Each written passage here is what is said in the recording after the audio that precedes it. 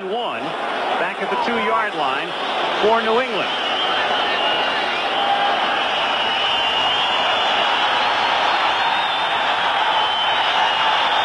Leahy's kick taken by Starring at the 5-yard line, and Starring is hit at the 7. And so deep in New England territory will the Patriots begin a drive, and also a surprise.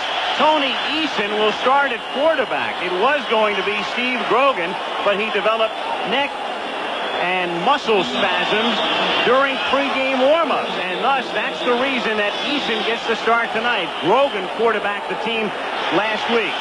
Tatupu and Collins are the running backs. Morgan and Fry are the great wideouts. Dawson the tight end. And the offensive line with the rookie at right tackle, Bruce Armstrong, the #1 draft choice. And they start by going through the middle with Mosey Tatupu, taking it out to the 10-yard line, a gain of 3. It'll be 2nd down and 7.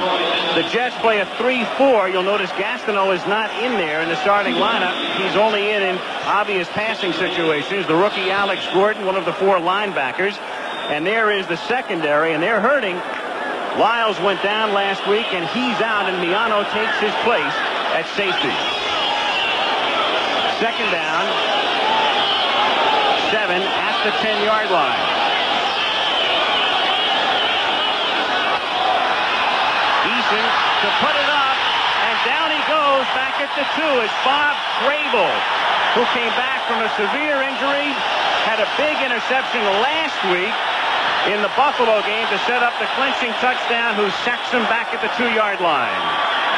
Bob Crable has been really holding the defensive unit of these Jets together, and let's take a look at it again. Coming from the bottom of your screen with Gastineau still hurting, Klecko out probably until November. They've been hurting all along that defensive line, and this has to give them a lift. Well, he just olays Steve Moore, number 67, the left tackle. He went for the kill shot, didn't even touch Crable. They split Fryer to the right on 3rd down and 16 from the 2-yard line. And they're just trying to pick up some more room for Rich Camarillo, the punter, as Tatupu takes it out to the 4-yard line. So a very auspicious start, and it's Nichols, Gerald Nichols, the rookie nose tackle for the New York Jets, who makes the play. Filling big shoes in there, those of Joe Klecko. Tom Baldwin is also out with a compression fracture, and when you speak of the Jets today, you almost think of Blue Cross, because they are still hurting as they were hurting last year. JoJo Townsell is at midfield. Rich Camarillo, who boomed a 73-yarder last week and averaged over 42 yards a kick at the back of the end zone. And it's a low line drive kick that takes a good bounce for New England, fielded at the 45-yard line, and Townsell is stopped at the 42. So the Jets take over there. Darryl Holmes will make the tackle on the play after a 42-yard punt, 4-yard run back. And here is Ken O'Brien, so good last year through the first 11 weeks. And then the terrible finish coinciding with the Jets losing 5 straight, benched in the playoffs, but looked good last week basically against Buffalo. McNeil and the rookie Roger Vick, Kuhn and Walker the wideouts, and a revamped offensive line. 1st and 10, New York at the 42 with Cleaver in motion. And it's the rookie Vick out of Texas A&M who takes the ball to the 39-yard line, and Lawrence McGrew, one of the inside linebackers for New England, makes the tackle. And there they are, they're 3-4. The unrelated Williamses, Brent and Toby with Veras at right end. Good outside backers, Tippett and Blackman, with Nelson, the veteran, at 36, and McGrew in the middle. And the secondary, a good one, even though they are missing Roland James. Jim Bowman takes his spot at strong safety. Cleaver comes in motion on 2nd down and 8 from the 39. And with a flag drop, McNeil takes the ball to the 34-yard line. Roger Vick leading the way, and Don Blackman in on the stop. Jerry Seaman is your referee. I think Don Blackman was across the line of scrimmage at the snap of the ball. Let's see if he got back in time. I don't think he did. Number 55 will probably be flagged here, but a little over anxious. Don Blackman, the Pro Bowl linebacker. Offside defense, still 2nd down. Well, that's when they don't know who it is, but this right here is Don Blackman. Watch him make the move across the line of scrimmage. Way into the neutral zone at the snap of the football. Number 55, Mr. Seaman. Joe Walton, first year of a 3-year contract in his 5th season as the Jets head coach.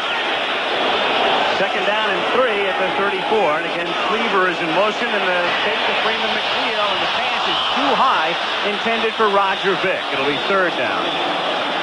Rocky Cleaver is a tight end. He's also a very versatile football player. And Joe Walton, if he had his brothers tonight, he would like to run the football. He would like to power the football. He loves to do that, to control the football. The Jets have done it well when they played well. They will use Rocky Cleaver coming back inside. He'll trap to the inside. He'll take the linebacker out, and they'll try and use that double tight end just to control the football on the ground. Patriots very proficient in this type of situation last week. And before the play developed, it was Banker and Sweeney backing up to pass block. Players at the snap. Number 63 offense. Still 3rd down. Well, the first thing that comes to your mind now is, and it's a question everyone's been asking, have the players been distracted in preparation for tonight's ballgame? Already a couple of quick penalties. There's Ted Banker, number 63. Jim Sweeney, the left tackle. They both moved together, and I mean, that's just lack of concentration, and I don't want to put it right to a meeting they had this afternoon, but let's suffice to say it didn't help one bit. 3rd down and 8. The Jets trying to cut down on penalties, but last week a total of 15. O'Brien on 3rd and 8 hits Walker, and he gets tackled. His forward progress takes him to about the 31.5. He appears to be a little shy of the 1st down. McSwain is in there. And for Wesley Walker, a milestone, number 400. And they have been big over the years, too. That last one a week ago against Buffalo, when the Jets were hurting, they were down, and O'Brien and Walker hooked up on a great 55-yard touchdown reception, and it really got them going once again in the first quarter because they were really being pushed around. They're almost a full yard shy of the 1st down. Crowd naturally wants the Jets to go for it. On the subject of milestones, by the way, we note that Steve Largent yesterday went up and over 700 to join Charlie Joyner. So it gives you an idea of where Walker stacks up against the 2 best. We could be looking at a couple of possibilities here. Line up for scrimmage and take a long count. Hope you draw an offsides. Or they could actually be going for it. The Jets are very confident with their big back situational type setup. And that's what they bring in. Well, it only would have been a 49-yard field goal, so that was an option as well. And the Jets now send Cleaver in motion on 4th down and 1 and pitch the ball to Hector, and he picks up the 1st down at the 30-yard line.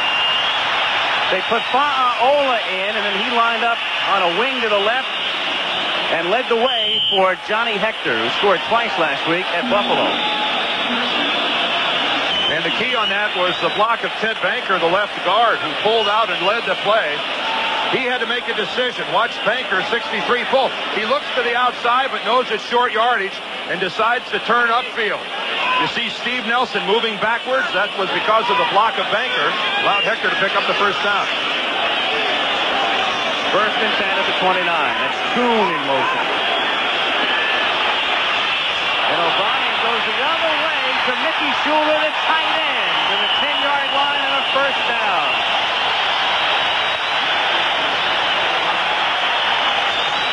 Mickey Schuler, he had his 300th reception last week. Let's take a look at the production. That is key. Now Altoon is in motion. You're going to respect Altoon. Out to Altoon's right, and O'Brien looks it off really well, is Wesley Walker. He knows he's going to get the single coverage with Schuler. He gets it and fires it complete down inside the 10-yard line. But the protection was the key. And did you notice who made a key block there? Freeman McNeil. Garen Barris got inside Jim Sweeney, and McNeil held him off long enough for the delivery. McNeil and Vick are the running backs on 1st and goal from the 9. And it's McNeil trying to pick and thread his way for 3 to the 6-yard line.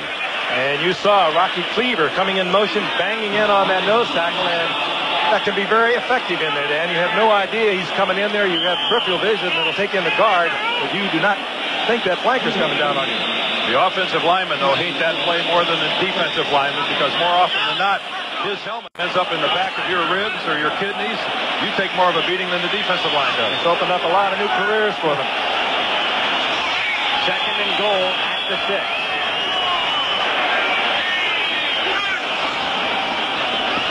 Play action and a pass to McNeil, and he's ridden out of bounds after a gain of 1 by Raymond Claiborne.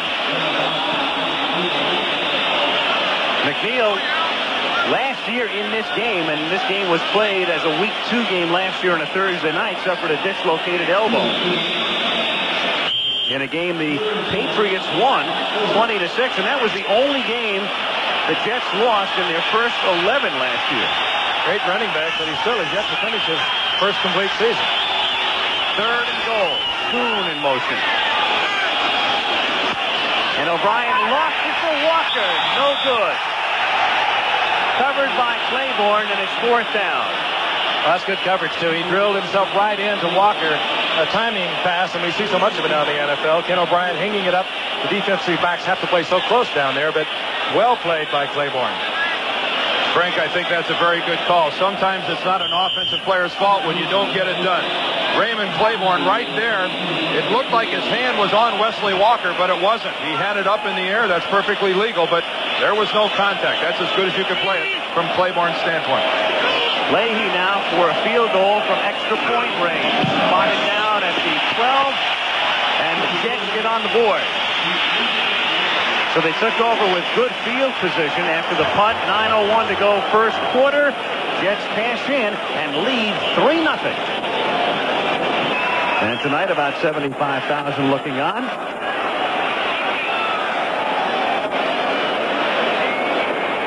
The Jets lead by a score of 3-0, and Stephen Soring is back to receive the kick. His short run back put New England in a hole on the opening kickoff. Takes it at the 3. And back out he comes for the 25, a 22-yard return, and Kevin MacArthur, who ran back an interception for a touchdown in the playoffs last year against Kansas City, makes the tackle. 1st and 10 for New England to 25. We've already talked about Eason replacing Grogan tonight. Ray Berry told us today, had Eason even been healthy and he was injured coming in late as a holdout, he would not have started last week. So I'm sure that he did not want to be pressed into bringing Eason at least to start tonight's game, but he had to because of the injury to Grogan. 1st and 10 from the 25-yard line. And it's caught by Greg Beatty, the tight end. Beatty, one of the 2 tight ends. Lynn Dawson has also come back from surgery. And about a 10-yard pickup and enough for a first down. The report from the bench, neck and shoulder spasms as you look at Grogan, number 14, who still calls the plays, and it's affected his throwing power, and that's the reason you've got Eason in there tonight.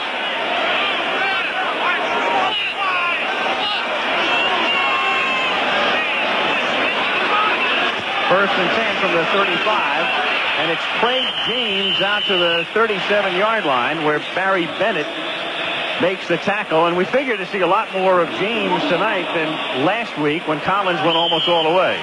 It's kind of unusual, the Patriots only keeping 4 running backs. Most teams in the league keep 5, some even keep 6.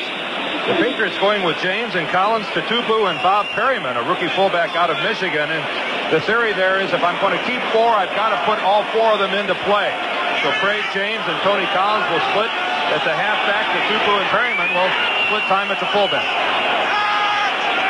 2nd and 8 from the 37. And again, it's James, and he works his way out to the 42. Even though he didn't have a banner year last year, James, a big night here in the game a year ago. He wound up throwing a touchdown pass to lead them to a victory. One of the things the Patriots have done up front is get real big. Look at the pass-off block between Pete Brock and Sean Farrell. Closing nickels off to the inside. Gastineau gets put on the ground. These guys are huge. And Steve Moore, number 67, to the right of your screen, 330 big ones. 3rd down and 3 now at the 43-yard line. Shotgun for the first time. Low snap, inside handoff, and a first down at the 50-yard line as Tony Collins gains 8. Further to that, Dan, they had to do something about it. They were 28th in rushing a year ago, the New England Patriots. They were winning games, quite frankly, in a very unusual way. some people said with mirrors, but they were winning them, and they have done something about it. They've got the big boys in there, particularly over on the right side. Bruce Armstrong, their #1 draft pick out of Louisville, ready to come in because he had trained under Howard Schnellenberger and trained in a pro offense. So he is starting there as a rookie on the right side, and he's huge. From the 50-yard line, it's Moshi Tatupu in his 10th year out of the University of Southern California. Tatupu, a great special teams player, a guy who's made very few starts through the years, but certainly one of the most popular Patriots of all time. We threw that graphic at you a minute ago talking about the Patriots last year averaging less than 3 yards a carry. I know you've heard it repeatedly, the old cliche, you can't win if you can't run the football. Well, the Patriots did win last year without running the football, but it's extraordinary. I mean, Walter Payton averages 4.5 yards a carry. A whole team less than 3. 2nd and 8, and the pass is caught by Tatupu, and he picks up a first down at the 37-yard line. He is stopped there by Russell Carter, the cornerback, and Kyle Clifton, the linebacker. And all those moves they made on that offensive line really paid off in the first game when they had 159 yards rushing and they averaged over 4 yards a pop, and they did that with Tony Collins. And now we're featuring Craig James tonight, but Ray Berry says he doesn't care who's in there. He'd like to have them all working as much as they can. 1st and 10 at the 37. 3-0 Jets halfway through the first period.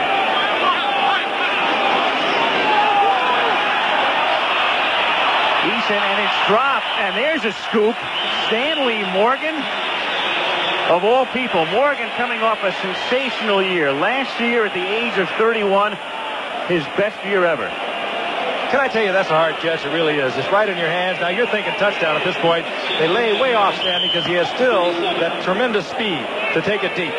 Tries to scoop it in. You hit it right on the head, Al. It's a tough catch to make.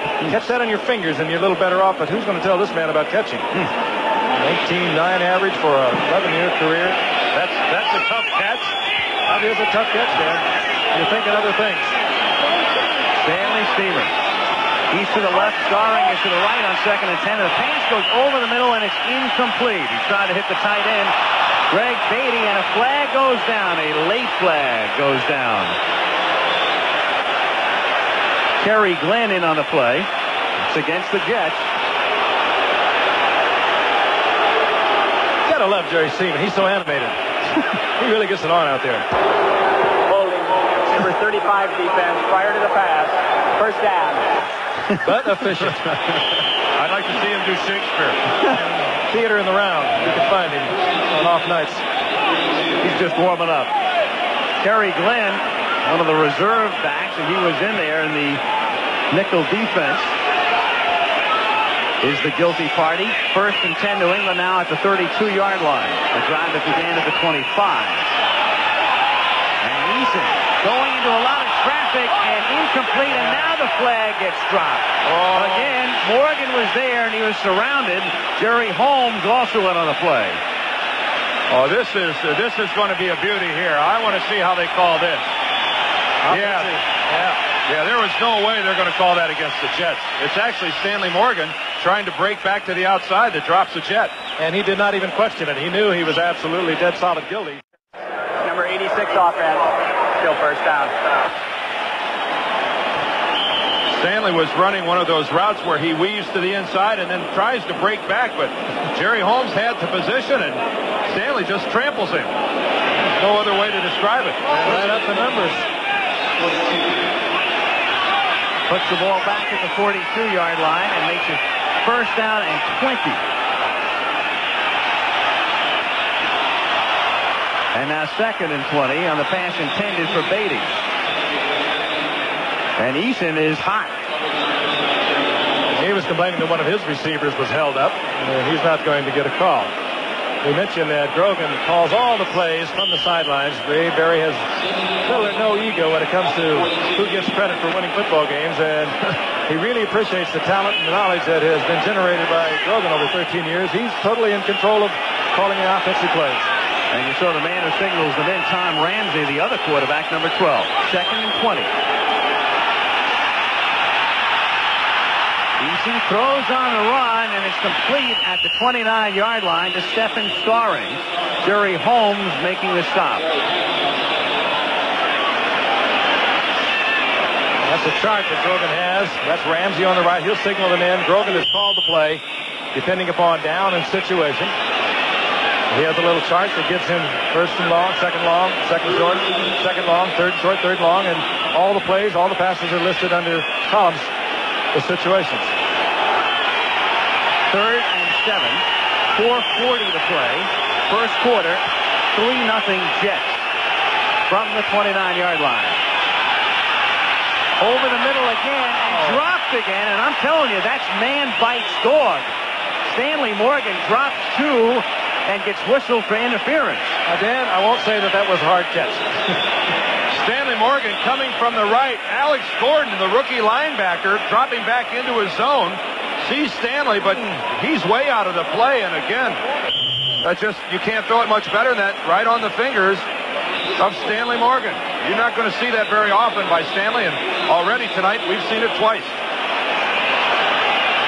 And the penalty on one drive. Now a 46-yard attempt. Tony Franklin missed 2 in a driving rain last week. And this one is short. So Franklin, who signed a gigantic contract after a terrific season, is now zipped for 3 in 87. Jets 3, Patriots nothing. Jersey. Well, they can afford to be whimsical right now. We'll find out more at halftime. Roger Vick gets buried. Garen Barris leads the charge on the Jets' first play. They lead 3-0 with 4:15 to go in the period. And that's a rookie mistake by Roger Vick. In this league, you don't take it to the sidelines running parallel and then come to a stop and think you're going to head back across the field, Frank. It doesn't work that way. Not unless you're a 9-3 speedster. And there is Eddie Carson, brought in 3 years ago to revamp the Jets defense. Went from a 4-3 to a 3-4. 2nd and 15. O'Brien pump fake, hits McNeil, and Freeman past the 30, the 40, and they'll have to chase him down from behind. He's to the 30-yard line and stopped at the 19 by Raymond Claiborne. What a move by Freeman McNeil early on to get sprung.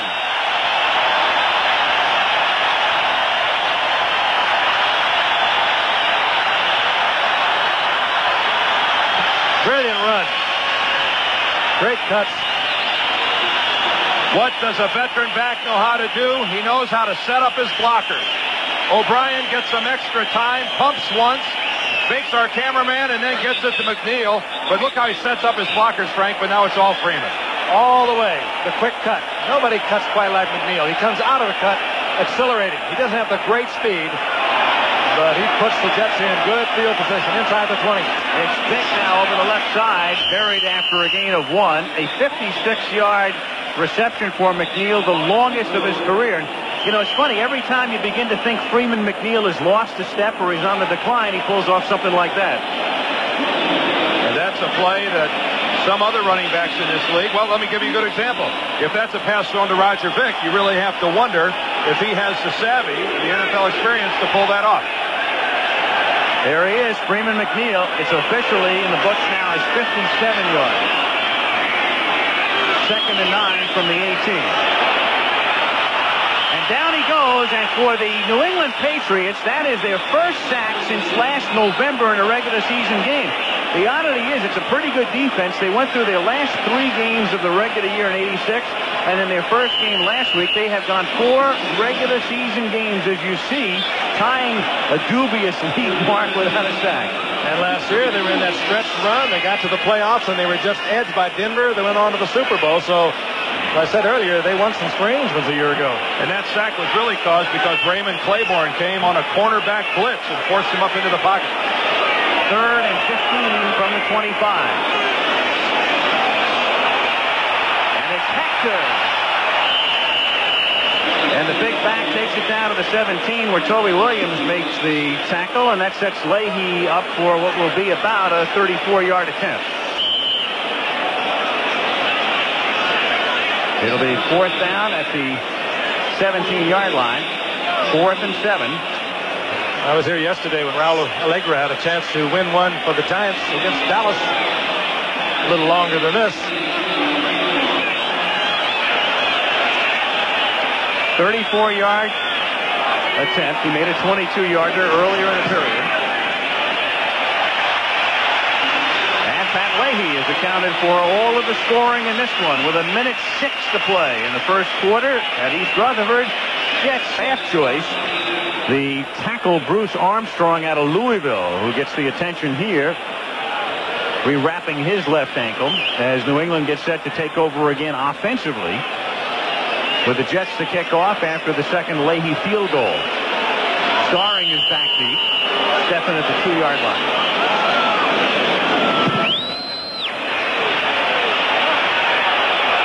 Starring from the 1. Out past the 20, the 30, and finally run out of bounds at the 43-yard line by Carl Howard. Good run back. And what a key play that time by Rod McSwain for what he didn't do. He had an opportunity to put a block on one of the Jets. It would have been a clip, and he pulls up. Look at it again. He takes it right up to the middle. That's where he was looking for a gap. He didn't get it. Broke to the outside. And you'll see what Dan spoke of in just a second. Coming up right here. Right there, Rod McSwain, number 23, rather than come in with an obvious clip, pulls up, is effective anyway in the screen, and preserves the long run back by Starr. It's Tony Collins looking for room over the right side, and a gain of about 2. It'll be 2nd down and 6 at the 46. Danny Villa in at right tackle, spelling Armstrong. Good one coming up. Nebraska, 2nd in the country against Arizona State, both unbeaten. That one in Tempe at 3 o'clock Eastern Time Saturday. Nebraska and Arizona State on ABC's College Football, and Denver against Cleveland maybe next Monday.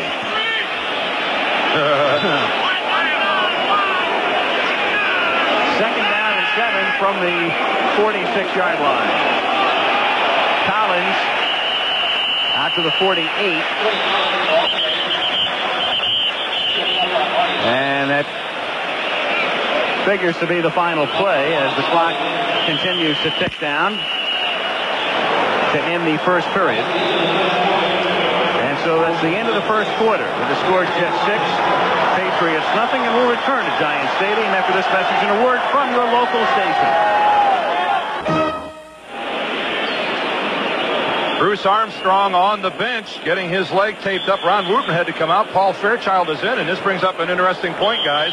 Brian Holloway, now with the Los Angeles Raiders, and ironic that we're talking about him on the eve of a strike, but you have to wonder if he wouldn't come in handy to the Patriots right now. At the moment, 3rd down and 6 at the 48-yard line. And Easton's buried at the 35. Alex Gordon, the rookie out of the University of Cincinnati, and the man Mike Ditka wanted to be Chicago's first-round draft choice. He was overruled. They went for Harbaugh, and it's Gordon with the sack. And that has to be reflective of the changes in that offensive line that have transpired just in the past few minutes. Armstrong is out. Fairchild is in place of Wooten. Villa is over at the right tackle. Wholesale changes, and let's take a look at the rookie Alex Gordon. He lines up in the down position, loops from over on the left side of the Patriot offensive line, and comes completely untouched. Camarillo to kick and JoJo Townsell to receive on 4th and 15 from the 40.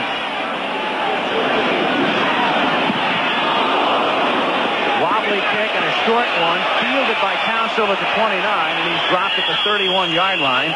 Ernest Gibson getting down there in a hurry, and a penalty flag has just been thrown. Flag well after the end of the play. And Jerry Seaman getting the word from head linesman Leo Miles. So I'll wait for the call. And now the side judge, Dave Perry.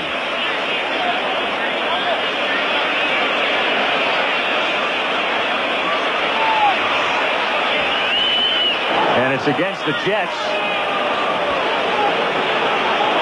A personal foul. Personal foul. Unnecessary roughness. Number 35 receiving team. First down. That's Kerry Glenn, who was called for interference before. Let's look at the bottom of our screen. You see McSwain. Bam! A left hook by Kerry Glenn right to the kisser of Rod McSwain. And then you know full well if you're going to do it, get it in there early.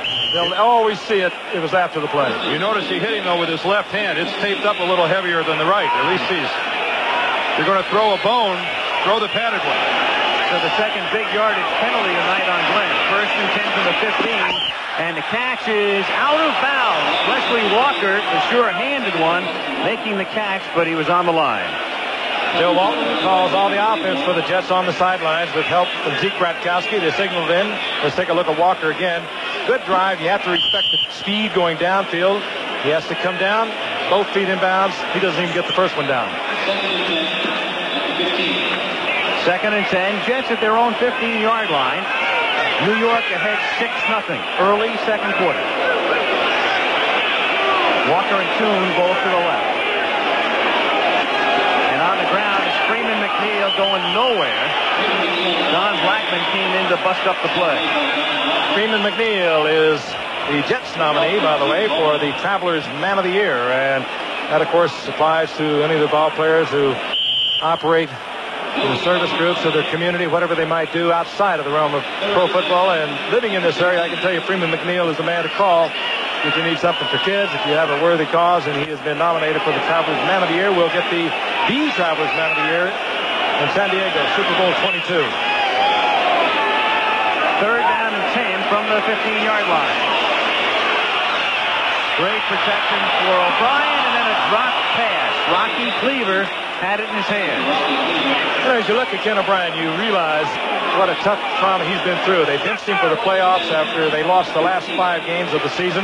He's from a little high school in Sacramento, a small college, Cal Davis, and Joe Walton and Zeke Bratkowski spent a whole lot of their offseason working with Ken O'Brien, who's a very low-key, very level-headed young man, but just to maybe protect the psyche, get it back.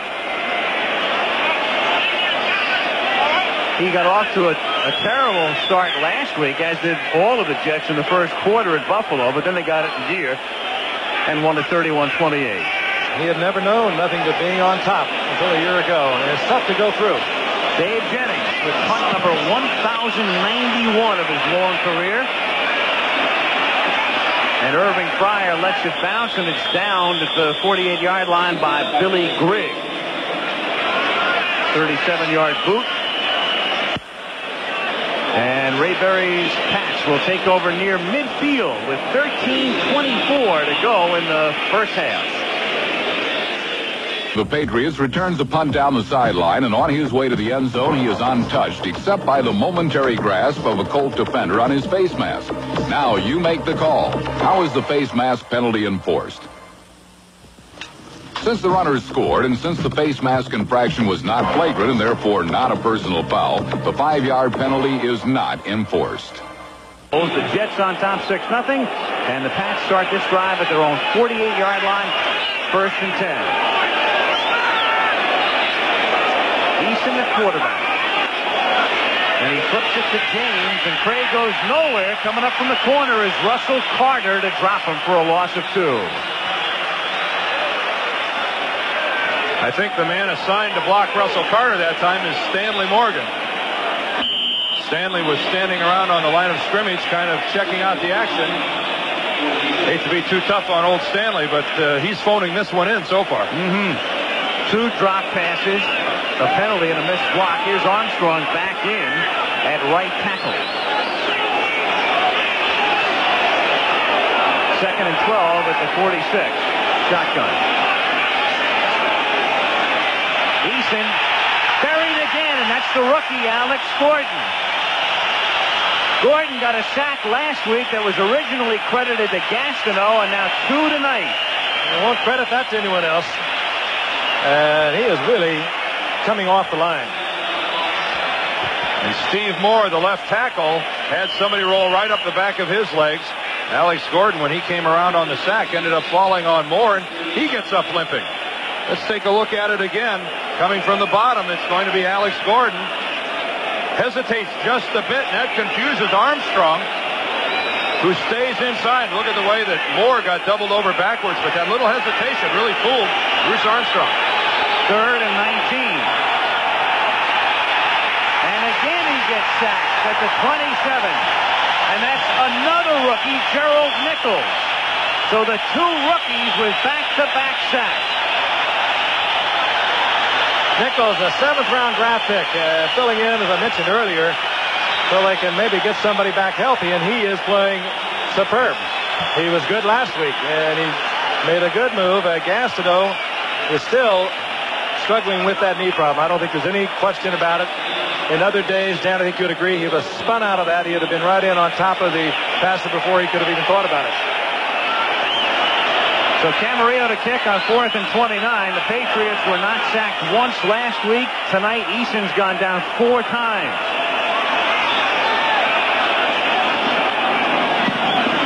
Camarillo, good, deep, angled kick. Pouncell at the 20-yard line. And back up to the 29-yard line. I got a black eye, Mom. But I'm a 7th-round draft to match up football. Here's Gerald Nichols on Paul Fairchild. Look how he's lined up to the outside. He's going to rush to the outside, I guess. Well, I think that's what Paul Fairchild thought. Starts to the outside, a little head fake, throws him back to the inside. Don't believe it when they line up to the outside, Paul. That's not where they're going. A traumatic couple of weeks for Fairchild. He started at center a week ago, had trouble on the exchange with Grogan. Bench team for Pete Brock, and now the young rookie beats him for the sack. Jets at their 30 to start this drive. Cleaver in motion, 1st and 10. On a delay, it's Freeman McNeil, and nothing opens up for him. And down he goes at the line of scrimmage. 2nd and 10. Again, strike appears to be imminent. Nothing really new to report. Gene Upshaw will be among those we will talk with at halftime. If every football player in this league had a Nielsen diary, our rating tonight would be about 74. There might be a few guys interested in what he has to say. 2nd and 11 at the 29. Vick. And the rookie takes it out to the 31-yard line. Vick, one of 6 running backs active in the league right now out of Texas A&M. And a 1st-round draft pick. Really the Jets' first big fullback who can do it all in a number of years. Let's take a look at Andre Tippett, one of the better linebackers you're going to find around this league. Number 56 is Rocky Cleaver. They put the big man, the tight end, on Tippett, and he scrambles along the line, plays it along, strings it out, and then he is there for the stop, and that's why he's been to 3 consecutive Pro Bowls. Outstanding. 3rd and 9, New York from the 31. Flips it to Schuler, trying to get the 1st down, loses the football on the far side. Patriots have it. Andre Tippett. He was fighting for that 1st down. He knew exactly where he had to go and forgot the football. Always around the football, too. He has a great speed. We saw him a moment ago, stuffing a play at the line of scrimmage. We see him upfield, getting the recovery and setting up the Patriots with good field position. Al, your assessment is exactly right. Schuler's going for the 1st down. It would have been a lot easier to step out of bounds, but he's trying to stay in bounds. Let's watch the hustle of Andre Tippett. Tries to get inside, working against Dan Alexander, fights off Hector, and this is nothing but hustle. It's easy to look at a play. He could have been 10 yards away, but he goes with it. Play official, the play stands. 1st and 10 at the 38-yard line. You're getting ornery. Collins for a gain of 2, stopped by Troy Benson, and a scuffle breaks out.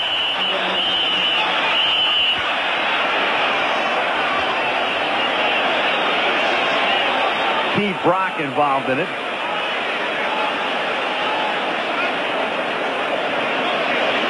And we understand that what they were looking at on the replay was just to make sure that Tippett was in bounds when he recovered. 2nd down 8. He was. New England at the 36, 2nd and 8, 9:54 to play, 1st half. Jets on top, 6-0. Eason sacked 4 times already. Collins, big hole to the 25. Antonio picked up 95 yards on the ground against Miami last week. Had Armstrong clearing the way for him. And he just blew Marty Lyons totally out of the hole. Good to see Collins back, too. 3 years ago, he was a 1,000-yard rusher, and when they brought Craig James in, they kind of turned the running duties over to Collins. He turned into a superb blocker as we look at him again, cutting it back, breaking the tackle. Well, it's good to see him back as a running back. He can do a lot of things to help the football team. From the 25, they give it to Tutu. Nothing doing. Gordon among those in on the tackle. You look at Gordon, number 55, with those 2 sacks already.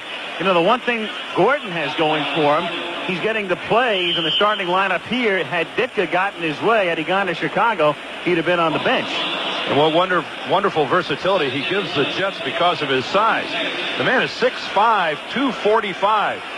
He's an inch taller than Lawrence Taylor, about 2 or 3 pounds heavier. And what they like to do with Alex Gordon is put him down as a defensive end on pass rushing situations. A lot of times that's confusing. In fact, there he goes again into the down stance. 2nd and 11 with Pryor in motion. And Collins on a sweep to the left. And run out of bounds. Farrell helping to lead the way.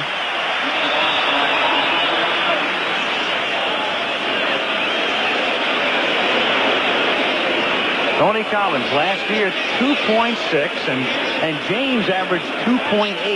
You know, the funny thing is we talked about their lack of a running game last year, yet when it came down to the end of that Miami game, those 2 big drives they needed to win the AFC East, the running game did it. For 2 years now, 11-5 season, they always seem to do that, Al. When they had to do it, they did it. 3rd and 7, and a flag is thrown, 2 flags. And Starring comes up and knows he was interfered with, despite the protestation of Jerry Holmes. Well, Jerry Holmes was celebrating. I don't know what he's celebrating. He went for a ride. I would think that it's going to be Jerry Holmes that's going to get flagged. It is. Boy, you talk about misinterpreting a situation. Jerry Holmes came up mighty proud for a guy that had as flagrant a penalty as that. Celebrating the fact that he didn't hurt Stephen Starring. He was running right up his back. Illegal hands to the face, number 47 defense. First down. A little bit of everything in there. Hit him at the line of scrimmage, popped him in the face, and now it's all over him. They could have called this too. Well, you could have, and that's interference as well. He's got his hand and shoulder all over the back of Starring. Could have taken your pick that time against Jerry Holmes. But excellent coverage. Oh, yeah, it was very tight. 1st and 10. New England at the 17. That much time remaining now in the half. 6-0 New York. The Tutu in motion. Give it to Collins. Collins able to sidestep Crable, and then he's out of bounds at the 15-yard line.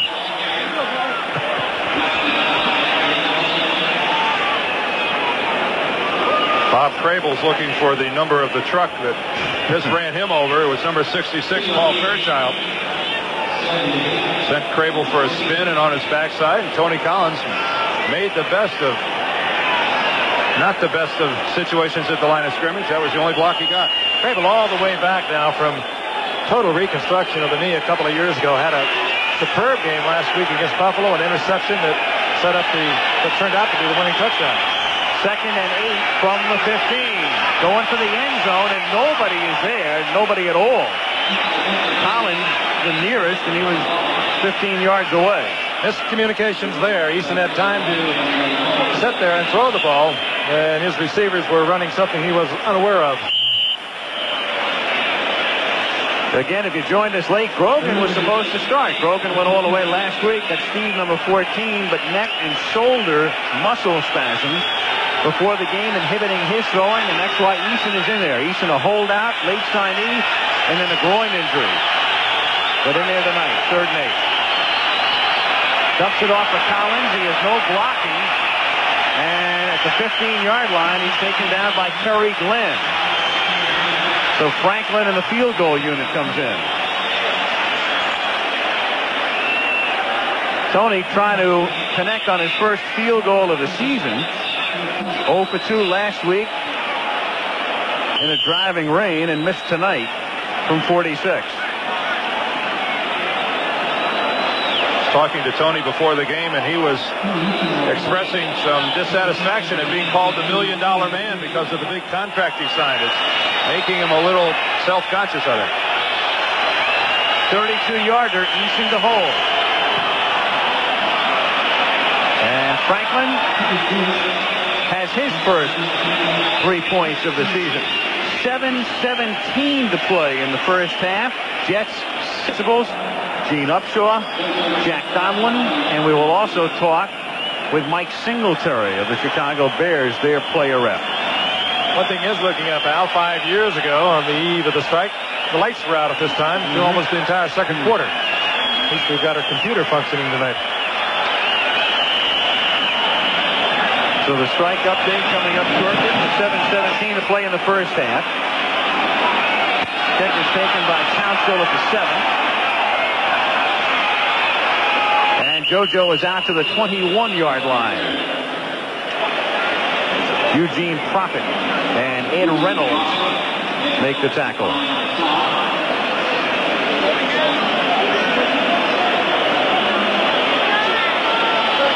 The report on Wooten, Ron Wooten, the New England offensive guard, twisted right knee, and they're not certain about his return tonight. He's back in the locker room. 1st and 10 at the 21. Schuler goes in motion, and O'Brien, after a short drop, throws to Walker out of the 29-yard line. They're about 3 yards shy of the first, 2nd and 3. Kenny O'Brien's been throwing the ball well tonight. He's had a couple drops, as is Tony Eason, but that time of nothing more than the simple little curl. Run it 8 yards, drop to your knees. The ball's well thrown. Wesley Walker covered up, tough to defense. With a single man, that's what they were trying to do with Carl Howard. So you have to play off Walker and respect that speed. Hector is the running back here on 2nd and a longish 3. And he gets a shortish 1, does Freeman McNeil at the 28-yard line.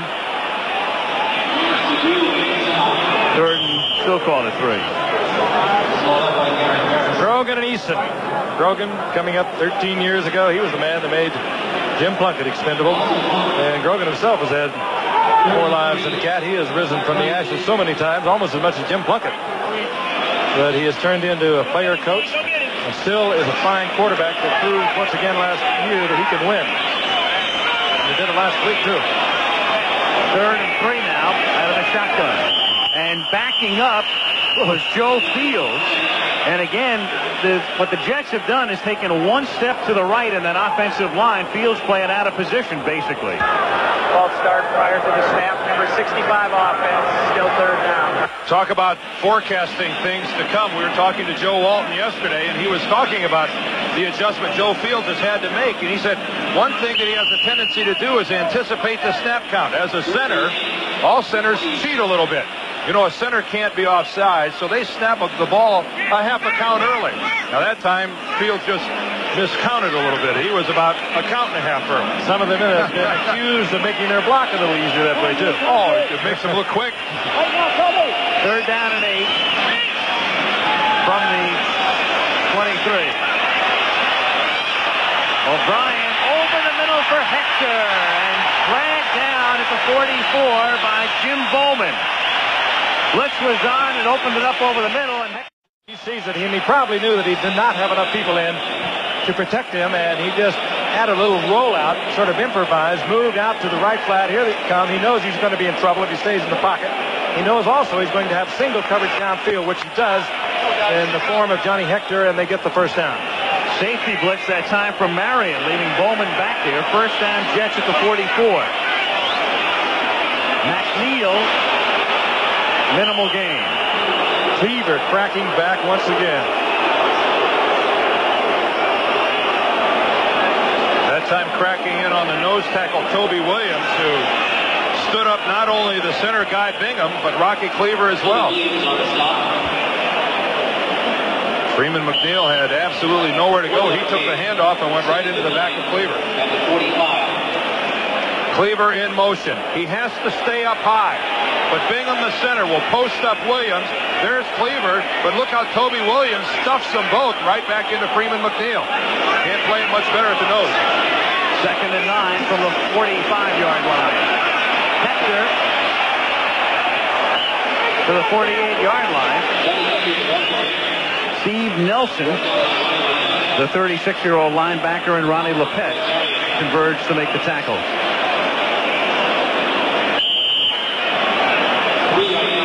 Johnny Hector. We talked about Vic out of Texas A&M, one of 6 running backs. Hector would be one of the 6 as well. Just really doing what they have wanted to do, and that is being able to move the ball on the ground. Joe would like to keep control of the football game by moving the ball on the ground. They have been relatively successful. On 3rd and 6, O'Brien over the middle, juggled and caught, but short of the first down. Johnny Hector is there and turning and juggling the football, knowing he needed an extra couple of yards, and he doesn't get it. That's Zeke Bratkowski on your right, Joe Walton, head coach, on your left, getting ready to send another play in. I've got a question to throw out here. Where's Al Toon? He's on the field, but he's not a part of the jet passing game at all. I'm kind of surprised that they haven't tested the Patriots secondary at all by going to the 6'4" Toon. Wesley Walker's been getting a lot of work. I don't see number 88 anywhere. And they've been throwing to the backs. And Al Toon is the possession type receiver that is not out of it because he is just strictly a fly man. He's not that at all. He's big and he's strong. He works the same kind of patterns that we could expect from Wesley Walker. Now, we have seen a lot of single coverage on Walker, and that would indicate that maybe the Patriots are respecting Toon a little more than Walker and double covering Al Toon. Boy, and that makes a statement about his production against New England. Tonight's nothing unusual. And Joe Walton's going to make a statement right now on 4th and inches at the 46-yard line. He's going for it. He's got Griggs, Schuler, and Cleaver in. All 3 are tight ends. And for the moment, Cleaver comes outside, but look for him in motion. 4th and inches. Second time here in the first half. And through the middle, and it's going to be real close. Nu'u'Fa'aola. I am not a big fan of that motion man having to make that kind of a block on a short yardage situation. You are giving the defensive line free penetration. Cleaver had to make a block in motion on his own side of the football. Tough to do on 4th and short. And you can see Walton is upset over the spot. He figures with his naked eye, it's not a first down. Of course, Bill Parcells saw something with his naked eye yesterday that turned out not to be the case. The field goal that he thought Allegri had kicked to win the game instead was wide. If I could hook a golf ball like that, I'd drop 10 strokes off my handicap. And Walton's naked eye caught him the bad news early. The Gardner Dickinsons of the world would love you, the Hogan types. Let's watch Cleaver in motion. He comes in from split out wide to the left, but look how he has to make a block on Garen Veras. He gives him free penetration. By the time he can get any movement at all, too late. They don't make it. This year's AFC Championship in overtime. The Cleveland Browns want revenge. They meet next week on ABC's Monday Night Football.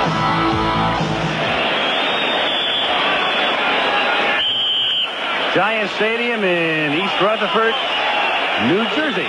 The 12 has better knees than the original. 1st and 10, New England from the 46-yard line. 2:45 to go in the first half. And it's Collins for a gain of about 2 to the 48. Could have been a shootout with the good quarterbacks and the great wide receivers, and it wouldn't have surprised a lot of people to see a lot of points on the board. And here we are almost at halftime, no touchdown. Well, New England offensively is at times looked like this is the first game after the strike than the first game before a strike. A couple of unusual and uncharacteristic drops by Sandy Morgan made a big difference earlier in the game. If you weren't with us, could have turned into big plays. And Easton's been sacked 4 times. 2nd and 8. That's Pryor in motion. Collins gets across the 50, and he takes it to the 48-yard line, and that takes us to the 2-minute warning as Miano and Gordon make the tackles. 2 minutes to play in East Rutherford, New Jersey. 6-3, Jets. The Meadowlands. Final game before the strike? Well, we're going to find out at halftime. Pair of Patriots in the locker room. Ron Wooten with a twisted right knee. We don't know whether he'll be back. The right guard, the Fairchild, is replaced. And Craig James, the running back, also with a twisted knee. 4 wide receivers now for the Patriots on 3rd and 5 from the 48. And over the middle and dropped 44-yard line, Cedric Jones. Two teams almost looking like they set up the same game plan. Not seeing the game we anticipated with all the skill, particularly out of wide receiver. Both teams are trying to play possession football, and that's but not at all what we expected, certainly from New England.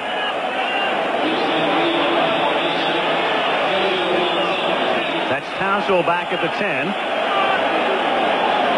And Rich Camarillo to do the punting.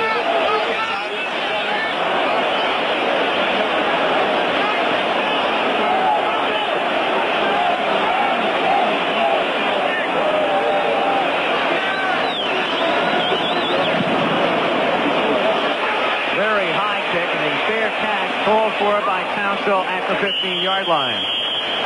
And the Jets will start from there. They have all 3 timeouts remaining with 1:48 remaining in the first half. Again at halftime, we will talk with the principals. And there they are. That's Gene Upshaw in Washington. That is Jack Donlin in New York. We will also be talking with Mike Singletary of the Chicago Bears at halftime. Certainly well rehearsed after yesterday. Critical moment coming up. 1st and 10, Jets from the 15-yard line. O'Brien swings it out for McNeil. A couple of nice moves, but really nowhere to go for Freeman. A gain of 2. So it'll be 2nd down and 8. We looked at Jack Donlin and Gene Upshaw. I wish they'd spend a little more time talking to each other and a little less time talking to the press. 2nd down and 12 from the 13-yard line. Look out. O'Brien gets sacked back at the 1 by Brent Williams. And now all of a sudden it's the Patriots who start thinking about taking time out. And they do right here. So New England takes a timeout because the Jets are going to have a 3rd and long. And the Jets have a double problem here because they need some room for Camarillo for Jennings to punt. So the problem on 3rd and long now, you throw an incomplete pass and you back your punter up to the back line. That's probably what is going through Joe Walton's mind at the moment as he shakes his head. Very emotional. Former teammate of mine in his 5th NFL season now. Fine little receiver. He was about 5'11" or 6 feet. Caught 28 touchdown passes, most of them from Y.A. Tittle in the early 60s. A teammate of yours, and we want to congratulate you, sir, because your son Jeff and his lovely wife Karen gave birth.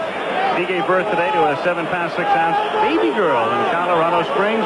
Grandpa, congratulations. Thank you. Frankly, they have not named her yet. I suggested Frank.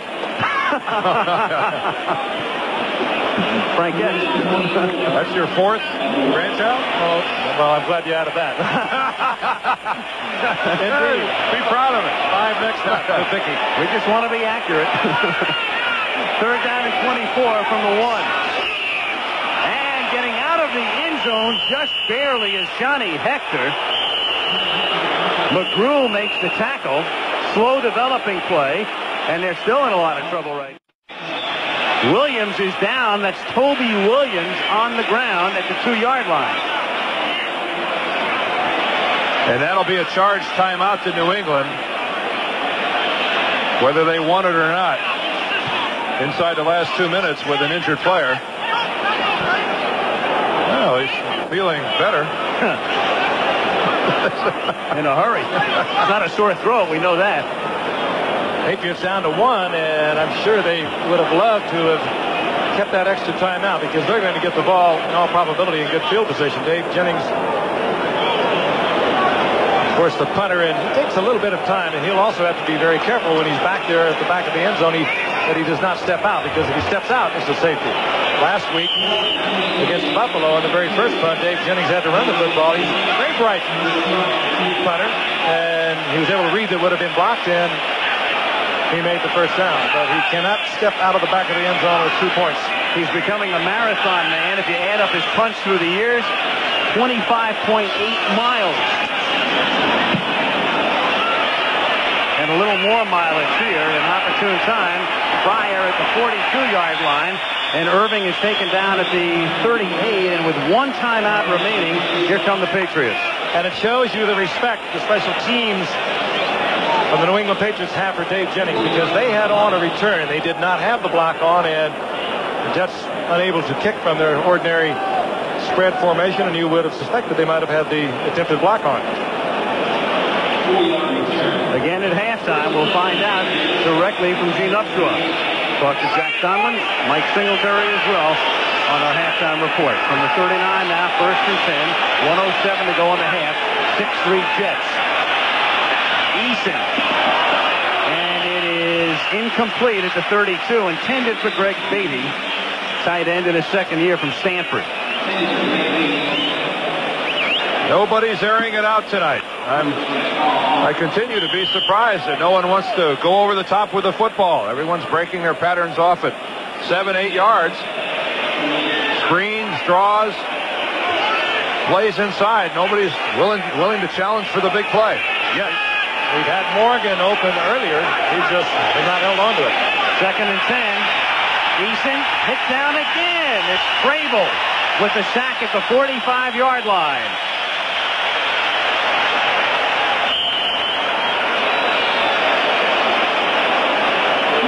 Crable back from that knee surgery a couple of years ago and all the way back. Superb game last week against Buffalo. The leader out there while another man heals up.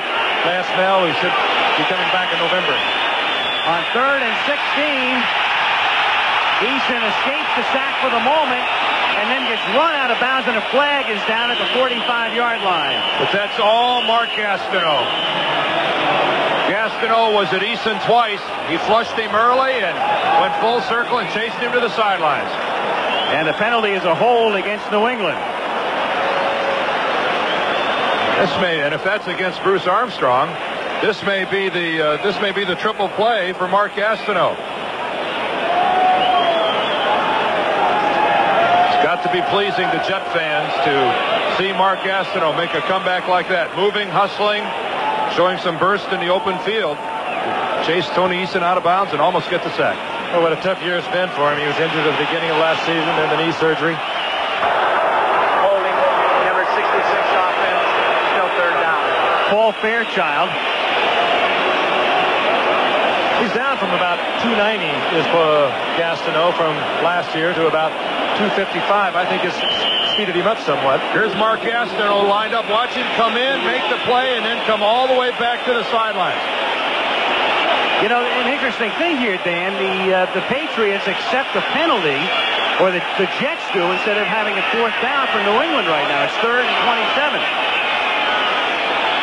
They took the extra 10 yards. And it's Eason. And it's tipped and intercepted at the 26-yard line by Rich Miano. So it turns out to be a moot point as the Jets get it back. Rich Miano filling in for Lester Lyles, who has injured another injured Jet. Keeping the Patriots out of any possible scoring range. Good play by Miano. He's just floating back there. Eason looking to go deep for one of the rare times. Chased out of the pocket. Just deflected. And Miano filling in for the injured Lester Lyles is there for the interception. The play was really going to Irving Fryer, and Harry Hamilton is the guy that gets in there and gets a hand on the football and forces it off of Fryer's hands, and Miano makes the play. So the Jets now from the 27. O'Brien throws on the run, tipped and caught, and Kuhn runs out of bounds to stop the clock with 17 seconds. And those aren't boos. The Jets have all of their timeouts, but they only have 17 seconds now. Running right. That ball is tipped. Rod McSwain gets a hand on it, and Al Toon, keeping an eye on the football, looks it into his hands and makes the play. 3 receivers to the right. And O'Brien starting, and down he goes at the 34-yard line, and that's Kenneth Sims. And Milford Hodge, who's in there, who converge on the sack. With 9 seconds now on the clock. And they start the clock, and the Jets are in no hurry to take a timeout, apparently. And now they do, and they wasted 5 seconds. I mean, if you're going to call a timeout, you take it with 9. I think O'Brien was indecisive about it. He looked over the sidelines, and it was indicated from the sidelines you take the timeout. And while they were miscommunicating, they blew off 5 seconds. And maybe an extra play. And what it means now is you've got to score a touchdown. With 9 seconds, maybe possibly you get within long field goal range. It would have been, on the edge. Now, forget it. Yeah, forget it now. What it means now is don't do anything silly. The one thing you might try to do is throw one of the Hail Marys and hope you get the defensive foul. And, of course, the old cliche, the half cannot end on a defensive foul, and then you might be able to be in range to some kind of a long field goal. Well, with the talent they have at wide receiver, the one thing you don't do is sit on the football. 6-3 ball game. You just don't down it and go to the locker room happy with a 3-point lead. Shown to the left, Walker, and Schoen to the right. And they're just going to keep it on the ground. And it's McNeil who springs loose, and Freeman gets run down at the 39-yard line, but that's it for the first half. And who would have thunk it, as the saying goes? Two teams that can score a lot of points. New England last week on a rain-slick field, 28. The Jets with 31 in Buffalo, but no TDs tonight. And what? Halftime stats. Nothing impressive on either side except that one minus figure with the Patriots. Not even in positive yardage. Those because of the sacks. -7 yards. Wide receivers of that talent. When you talk about distractions, they may not have televisions in the locker rooms, but you better know that 90 guys know they're going out on strike tomorrow as they prepare to play the second half. 6-3, New York. Franklin puts it in the air, and it's taken at the 14-yard line by Townsell.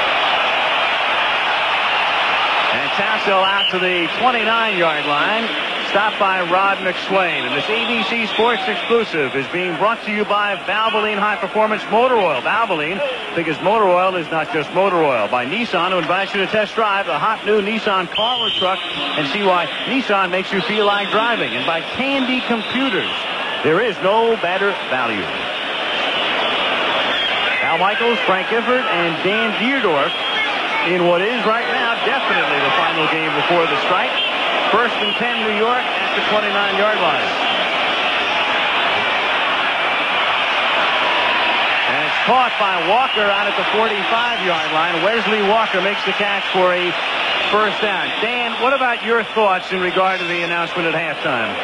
Well, I don't think it came as a surprise, that's for sure. It's somewhat of a concern to me that I don't see really any anguish on the parts of Jack Donlin and Gene Upshaw. If I didn't know better, I'd say here are two men that are really getting what they were looking for. I really get the feeling that that's what Gene Upshaw was looking for.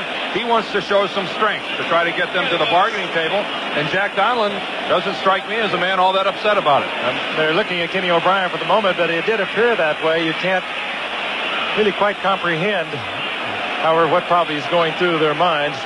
Gene Upshaw maybe in time to even get this weekend's games on, or are we going to skip a week and we're going to see makeup teams? There they are per game, and that's what they'll miss out on. You saw O'Brien go to the sideline with a contact lens that had become dislodged, and thus Pat Ryan, the number 2 quarterback who started in the playoffs last year, is in for the moment and gives it to Johnny Hector out to the 46-yard line. Every Monday you pick up 1/16 of your salary. Now those high-priced players understand the sacrifice they're making for their lesser-paid brothers. They will never recoup the money in benefits, even if there's free agency, if this is an extended strike. You really have to look at those high-priced guys, and I kind of admire them for making a sacrifice to go out for really what's going to be the betterment of players who make a lot less money. 2nd down and 7 from the 47-yard line. While O'Brien fixes the contact lens problem, Schuler takes the pass from Ryan and works it down to the 46-yard line for a first down.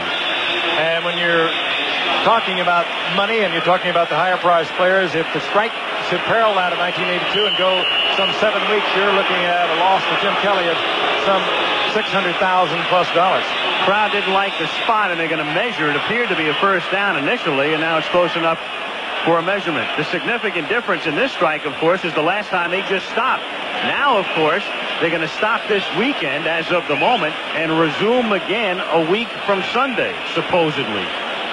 With waived players, and many of them have been contacted. The teams have begun that process over a week ago. I'm glad we go Monday night rather than Sunday. It'll be refreshing to watch someone else have to deal with it first. Also, it'll be interesting to see what happens with those players when they do come in. And if indeed it does happen, there are players that probably would like to wait another year and come back and try again. Players that might have been called in later in this year. And when this is all resolved, it'll be interesting to see the reaction of the regular players when they come back to the players to participate. 3rd down and 1. After what the Jets felt was a faulty spot. Instead of a first down, 3rd and inches at the 46-yard line. And that's Cleaver in motion. And through the middle goes Nu'u'Fa'aola.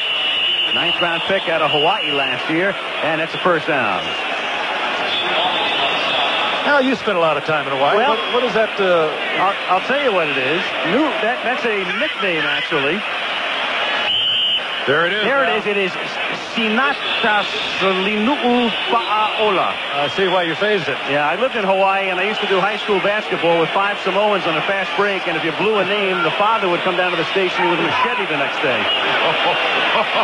First down at the 45-yard line as O'Brien gets sacked back at his own 49.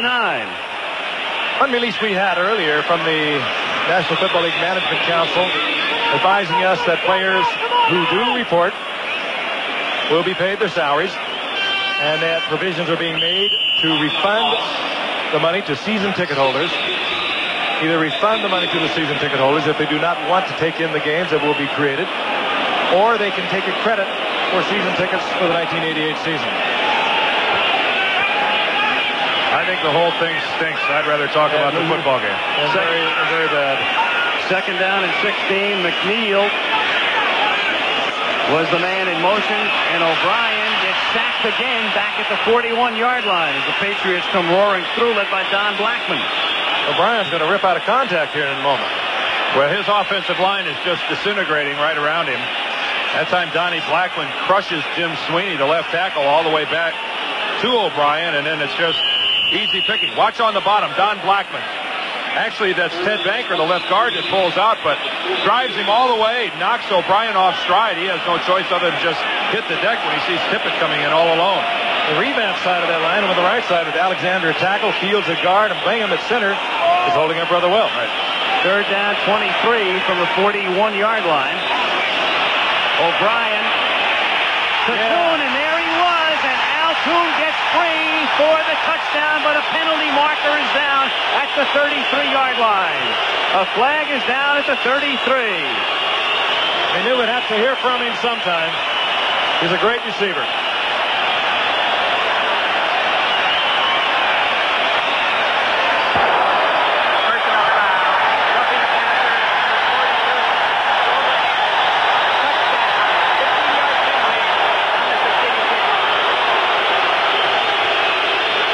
Thune really has it all. Touchdown will stand, but he's a big, strong receiver who'll come over the middle. He's great on possession. He can take it deep. He can do it all. And this time O'Brien gets it into him. Had a blitz coming, as you can see. Lepet from the outside. Thune just rips it out of the arms of Claiborne and uses the speed to get in the end zone. So Al Thune, to a chorus of his name, into the end zone with Leahy for the extra point.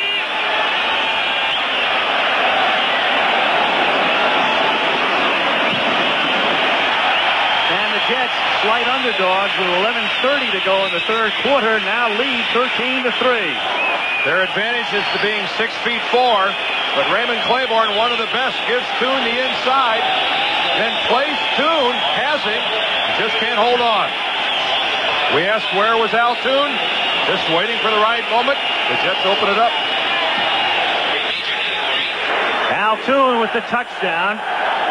New York on top now by 10, 13-3 with 11:30 to play in the third quarter.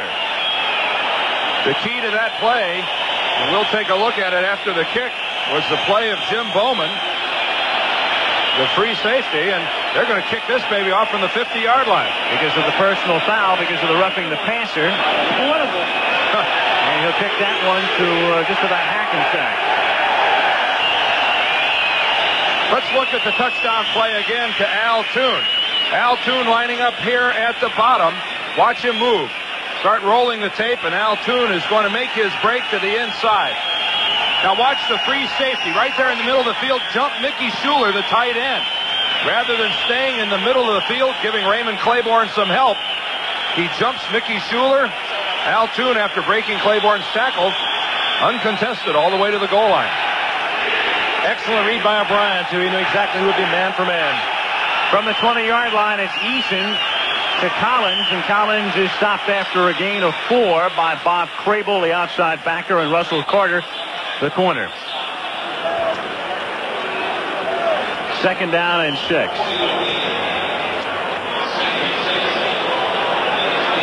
Tony Collins, big day last week. Again, he was going to share time out of the backfield with Craig James. James last week said on the sideline, hey, the day Tony's having, leave him in there. And Ray Berry did. James carried just once. James taken up in the first half tonight, and so Collins seeing a lot of duty tonight as well. Tupu now. Out to the 26-yard line, and it's third down and 4. Jets doing well on offense, but on defense they have too. We've watched 2 fine rookies tonight. Alex Gordon, the linebacker, Gerald Nichols, the nose tackle, and keep in mind, Marty Lyons coming back from double shoulder surgery in the offseason. Gastineau not all the way back 100% yet from knee surgery. Still missing his Lance Mel. But they're getting the job done tonight. It has to please Joe Walton. Third down and 4 from the 26-yard line. And it's caught by Cedric Jones for a first down out at the 34-yard line.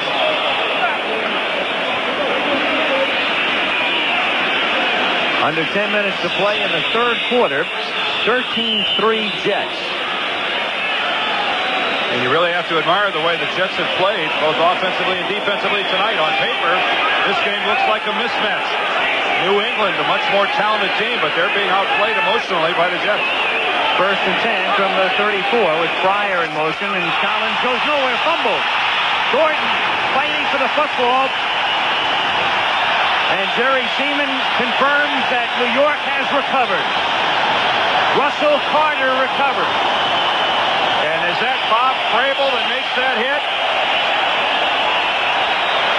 What a stick in the backfield, helmet on football.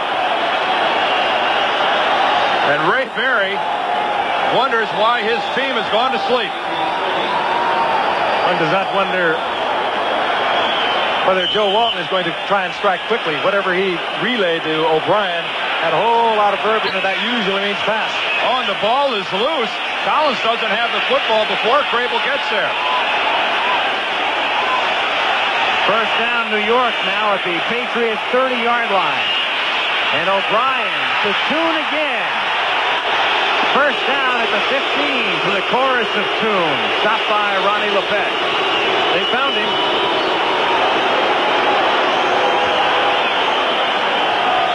Lepet, 5'11", 180 pounds, giving up an awful lot to Al Toon at 6'4" and 205. Let's look again and see how the Jets got the ball. Out of the eye, Tony Collins never has the football. It looked like a good position by Easton putting the ball right in his stomach, but he never controlled it. From the 15, O'Brien to Schuler to the 9. It'll be second and 4. On the sidelines, there he is, Bud Carson, the defensive coordinator. He does this a couple of times a game. He'll bring them together, quiet them down, settle them down, and very good at adjustments. Former defensive coordinator for the Pittsburgh Steelers, through 3 of their Super Bowl teams. He's been around. Second down 4, Jets at the 9. Walker is in motion. McNeil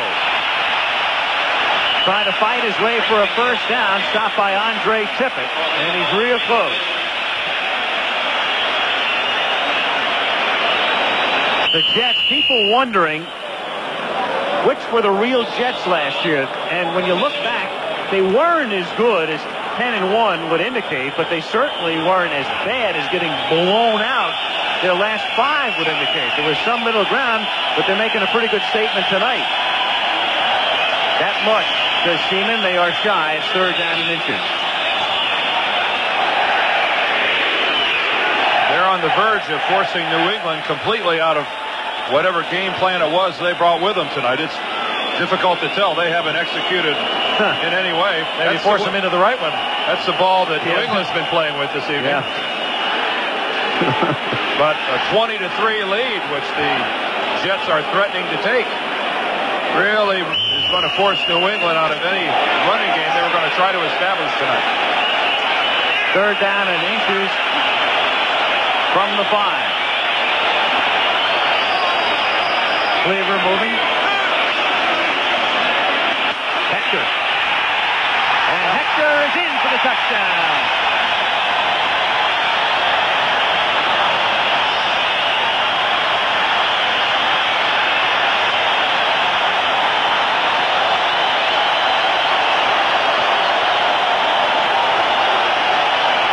Joe Walton loves his power. He had the 3 tight ends in the lineup. Mickey Schuler, number 82. Griggs at the wingback position.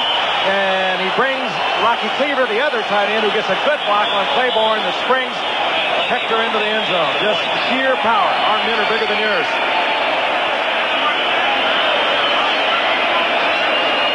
Ryan holding for Leahy.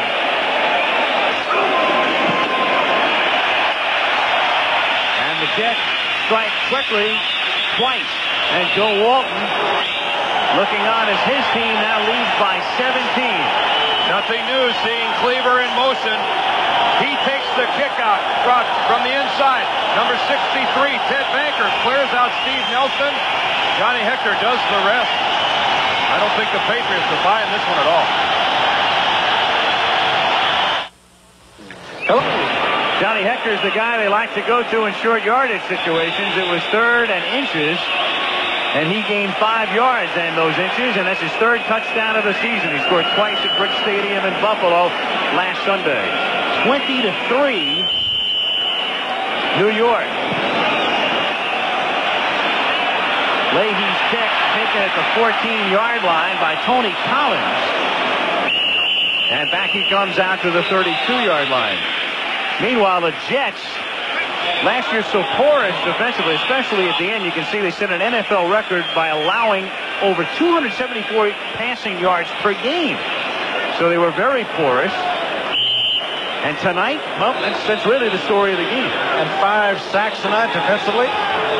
Last year, they only had 28. The Raiders led the league to 63. And who would have believed New England with 4 yards passing tonight? And they still can't hold on to the football. Beatty drops in. Remember, it was Morgan who got them off to that inauspicious beginning by dropping 2 on one drive. There is not a team in the league that has more quality, and I say more quality wide receivers, than the New England Patriots. Stanley Morgan, Cedric Jones, Irving Fryer, Stephen Starring. I mean, it's unbelievable that these guys have 4 passing yards. Now, granted, Grogan was supposed to start tonight, but Tony Eason hasn't been off. No, he led him to a Super Bowl. 2nd down and 10. And it's Beatty, again the intended receiver. Grogan is calling the plays. They are just completely out of sync for whatever reason. Well, having a meeting with the Players Association on the morning of a game, I don't think helps you a whole lot to put your game face on. Well, I don't know if that's the Jets ought to have one every day. I mean, they've been talking and thinking about strike as much as the Patriots have. It hasn't seemed to hurt them a great deal. Maybe Joe put them all in the shower and they don't know there is a strike. 3rd down and 10 from the 33.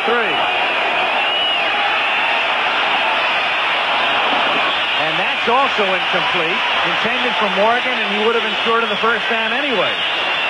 Easton, as we said earlier, it was a holdout until about the, third week, Dan, when we went up to do the Giants game. Signed a one-year contract, not terribly happy about that, and had a pulled muscle right after that. And Ray Berry was not going to start him, not even going to play him last week. Had everything happen to Grogan. But because of Grogan having a stiff neck and shoulder to start tonight's game, he had to come with him. Camarillo to kick. Townsend back at his own 28 for the Jets.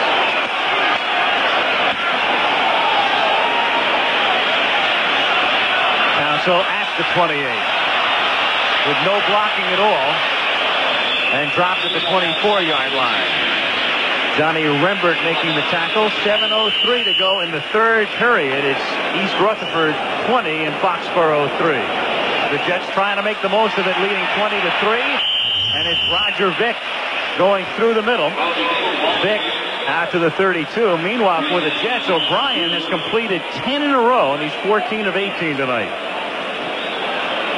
It's a good move by Joe Walton to send Roger Vick up inside. The Jets don't have much of a between-the-tackle running game, and Roger Vick, I was impressed yesterday with his size. He's 6'3", 232. In the era of a lot of small backs, he's a big man. 2nd and 2 at the 32. He fumbles, does Vick, and it's picked up by Tippett, and he is in for the touchdown.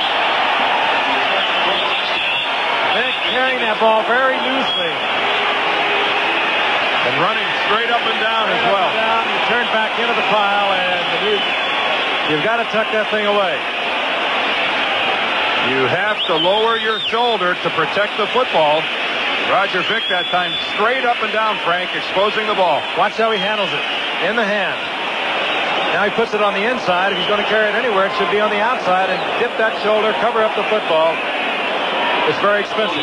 Lawrence McGrew everywhere. Lawrence McGrew makes the hit, forces the fumble, and Andre Tippett does the rest. And that will get the Patriots right back into the game. Exactly what Berry needed. Franklin kicks it through, and with 6:20 to go in the third, it's all of a sudden 20-10 Jets. Last week it was an interception returned by Lepet for a touchdown that turned out to be the game winner. Vick again. He's got it on the left hand. He breaks to the inside, tries to change hands with it. He should have covered it up or at least kept it in the outside hand because it's hit on the inside shoulder as it usually is. Against Cleveland. And it's possible you take a look at recent strike history. It wouldn't be unprecedented. Franklin kicks off. Townsend from the 8. And to the 30. Cuts it back. JoJo Townsend taken down from behind at the 39-yard line. Ernest Gibson saving the touchdown. One big play deserves another. Dan, he's not even the ball back there. Bobby Humphrey is the man they like to see handle, number 48. And he becomes the lead blocker, but head upfield. And effective it was, that block by Humphrey. And then a good cut back to the inside that'll tack on about 20 more yards for Townsend. Good versatile all-around athlete, good receiver. And Ernest Gibson with a tackle, and they both land right on the tee. 32-yard line. O'Brien hits Schuler to the 24 for a gain of close to 8. It'll be 2nd down and 2. That kickoff return, those are the kind of plays that just drive coaches wild. Especially after you get right back into the game. That's exactly right. You're really struggling, 20-3. You get the big break. You think that's going to ignite your team. And what happens? It's almost negated. 2nd down and 2 at the 24. Roger Vick to the 22. I like that. You come right back and give it to him, the youngster out of Texas A&M. You know he's a solid football player, and he's going to learn to cover that up because he was hit hard down there in the Southwest Conference. But when you're running back in this league and you get any kind of a reputation at all, you fumble the football, you are going to have to watch it for years to come because they're going to be punching on that ball. They're going to be pulling on it, hitting it in every way possible. And he'll learn. He's big. He's strong. And Joe shows a lot of confidence. First play after he fumbles and gives up the touchdown, they come right back to him. Third down inches. Jets at the 22. 4:50 to play. Third quarter. Jets by 10. Play fake. Throwing. First down to Schuler. To the 12. Oh, I like that play calling. They really suckered the Patriots. They bring in a 3 tight end offense. They're big backs, and they go to the play action, and boy, do they catch New England napping. Mickey Schuler just on a simple crossing pattern. The Patriots back in his zone, but playing the run all the way. Good, smart call. Broke under Marion and took it right in front of Claiborne. Mickey Schuler in his 10th year. First and 10 at the 12. Kuhn in motion. O'Brien loses the ball and then falls on it at the 15. Starting to roll to his right. And he loses 3. Jets, Schuler, the tight end.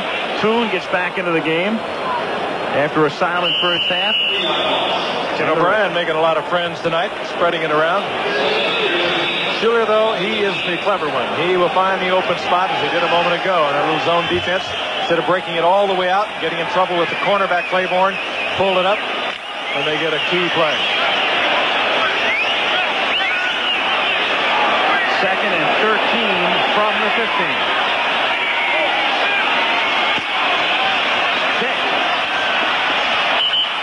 To the 12, about the original line of scrimmage, so it'll be third down.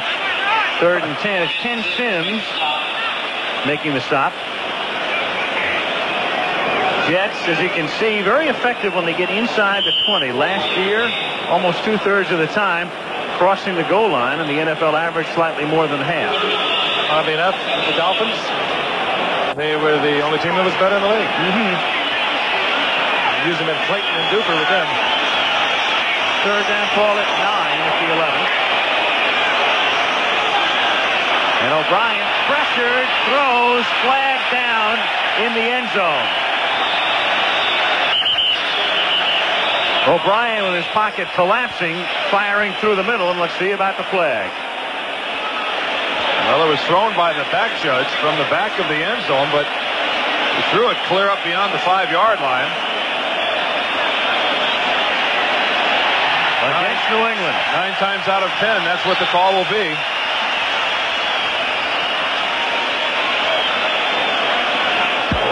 Holding. Number 57 defense. Prior to the pass. First down. Steve Nelson. And on an incomplete third down pass, an automatic first down on the hold. Double indemnity. And from the 14-year man, you don't see it often. Big play. First and goal at the 6.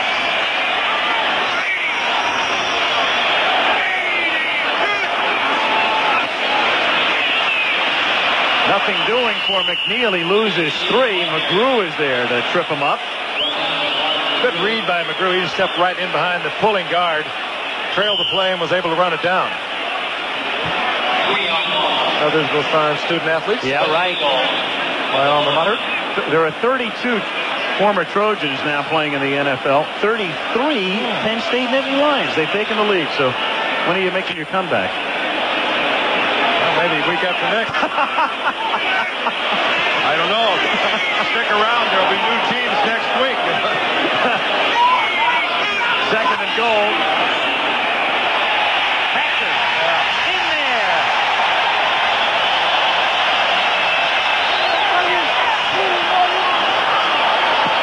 Boy, you talk about a guy who can smell the goal line.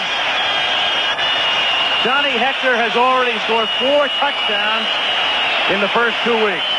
Dan Joe's getting a tremendous job out of this offensive line, makeshift as it is. Well, something they do is run well. Look how the whole line pulls. Jim Sweeney, 53, out in front. Let's see his block. Pushes his man to the inside. That's all he had to do was screen, and Johnny Hector into the end zone. That line is short. They're stocky, and they all run. It's almost like an entire offensive line of guards. Leahy with Ryan holding. And after New England gets a big break, gets right back into the game, the Jets, thanks in good measure to Townsell's great run back and a very fortuitous penalty at the End of the drive. Cash in for 7. A great answer to that turnover touchdown. Let's watch Hector once again. Right out in front of it.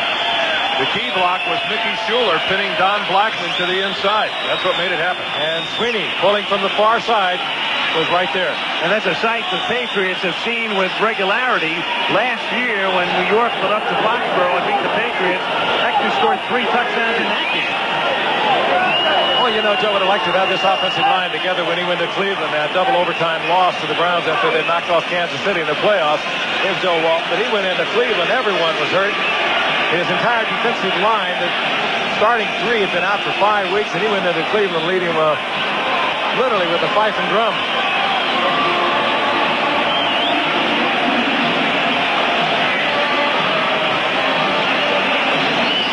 Well, a reminder, 2 new comedies premiering on ABC this Wednesday, Hooperman and Slap Maxwell, from the creators of Hill Street Blues and L.A. Law. John Ritter is Detective Harry Hooperman. And then Dabney Coleman is sports writer Slap Maxwell. Hooperman and Slap Maxwell premiering Wednesday at 9, 8 Central on ABC. That'll be some openings for somebody named Slap Maxwell. Yeah, right. Wonder if he's a critic. Yeah, right. Another. At the 1-yard line, Stephen Starring takes it out to the 17. Tracy Martin again in on the tackle. It's 2 in a row for Martin on special teams. This team may be beat up. The Jets may have eliminated all the injuries that have taken place over the past year. But I'll tell you, they're hitting. They're playing Joe Walton's kind of football. He got rid of a bunch of players here a couple of years ago. Was highly criticized for making some moves with some pretty major names, beginning with Richard Todd.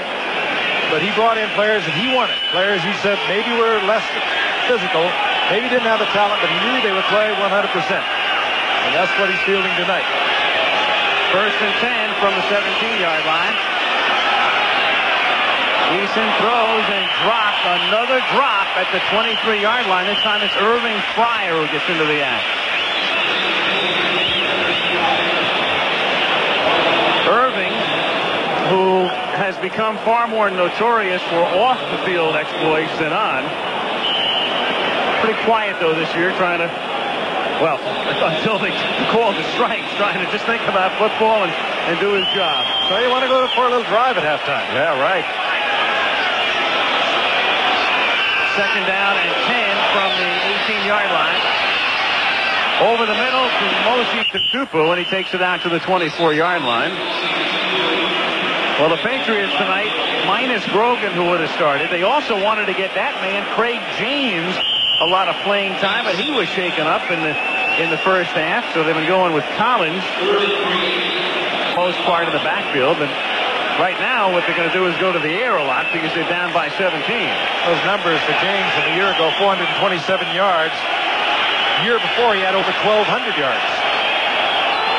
3rd and 3.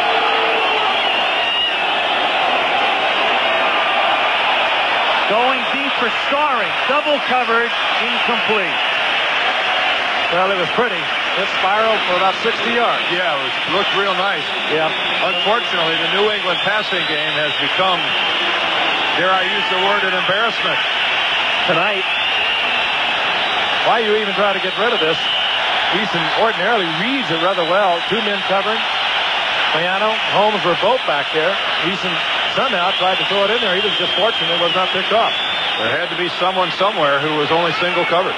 Here's Pouncell, whose great kickoff return negated the break for New England on Tippett's fumble return. As the Jets cashed in, they lead by a score of 27-10. Camarillo to kick with 1:10 to play. 3rd period.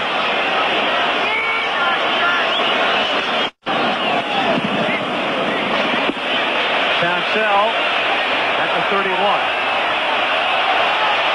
Oh, great move. There he goes again. Beautiful. To the 40. That's worth the price of the ticket. That's pretty. That's just downright pretty. It's not what you're taught to do. You head upfield. Look at those feet. I guess if you stand in one place long enough, they'll pass you. He is Got those feet moving around. No one has a clue where he's going. Finally, Ed Reynolds is there. What an Another great return. What an effort by JoJo Townsell. Put that baby to a music video. 1st and 10 at the 40-yard line.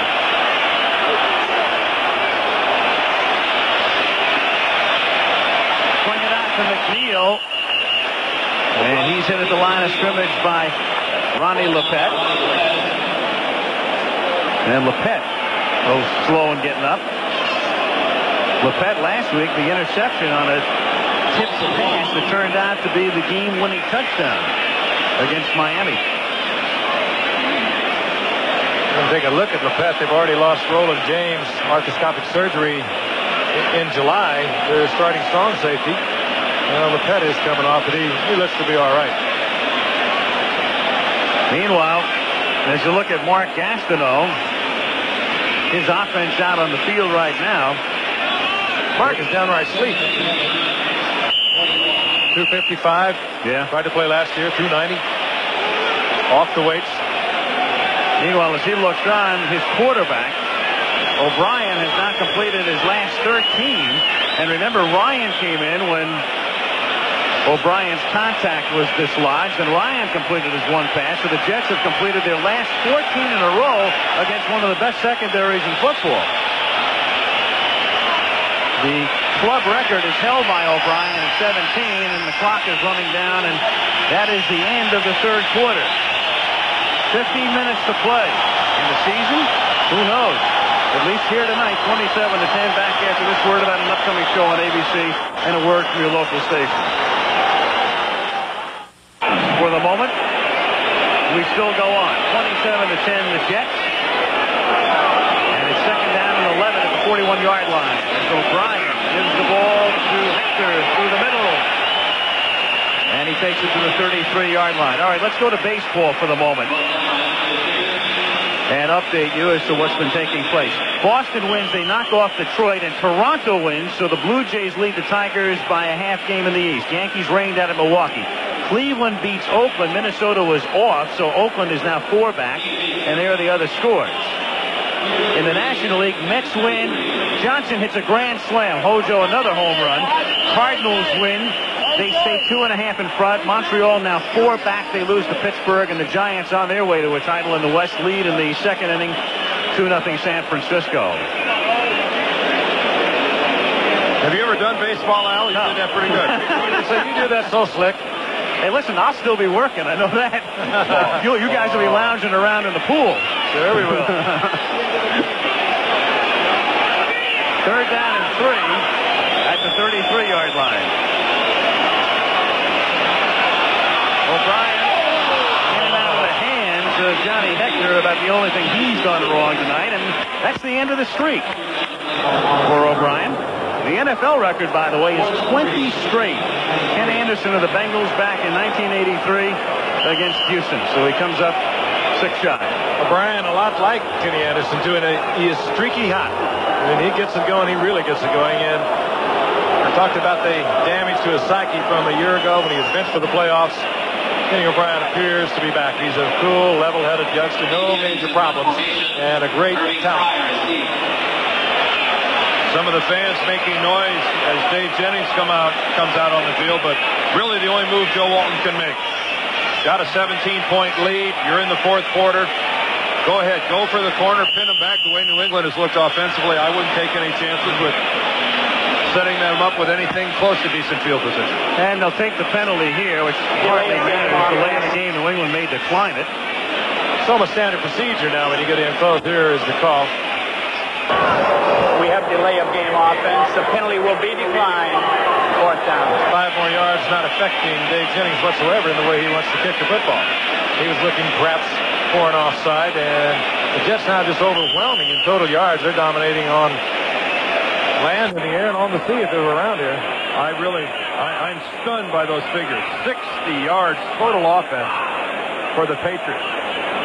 That's just embarrassing. Only close because of that fumble in return to the touchdown.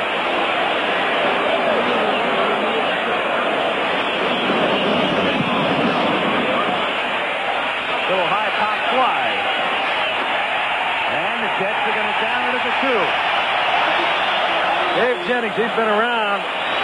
time. He can do that as well as anything. By the way, he credits Bill Belichick, the defensive coordinator of the Giants. He used to be the special teams coach with his long career in this league.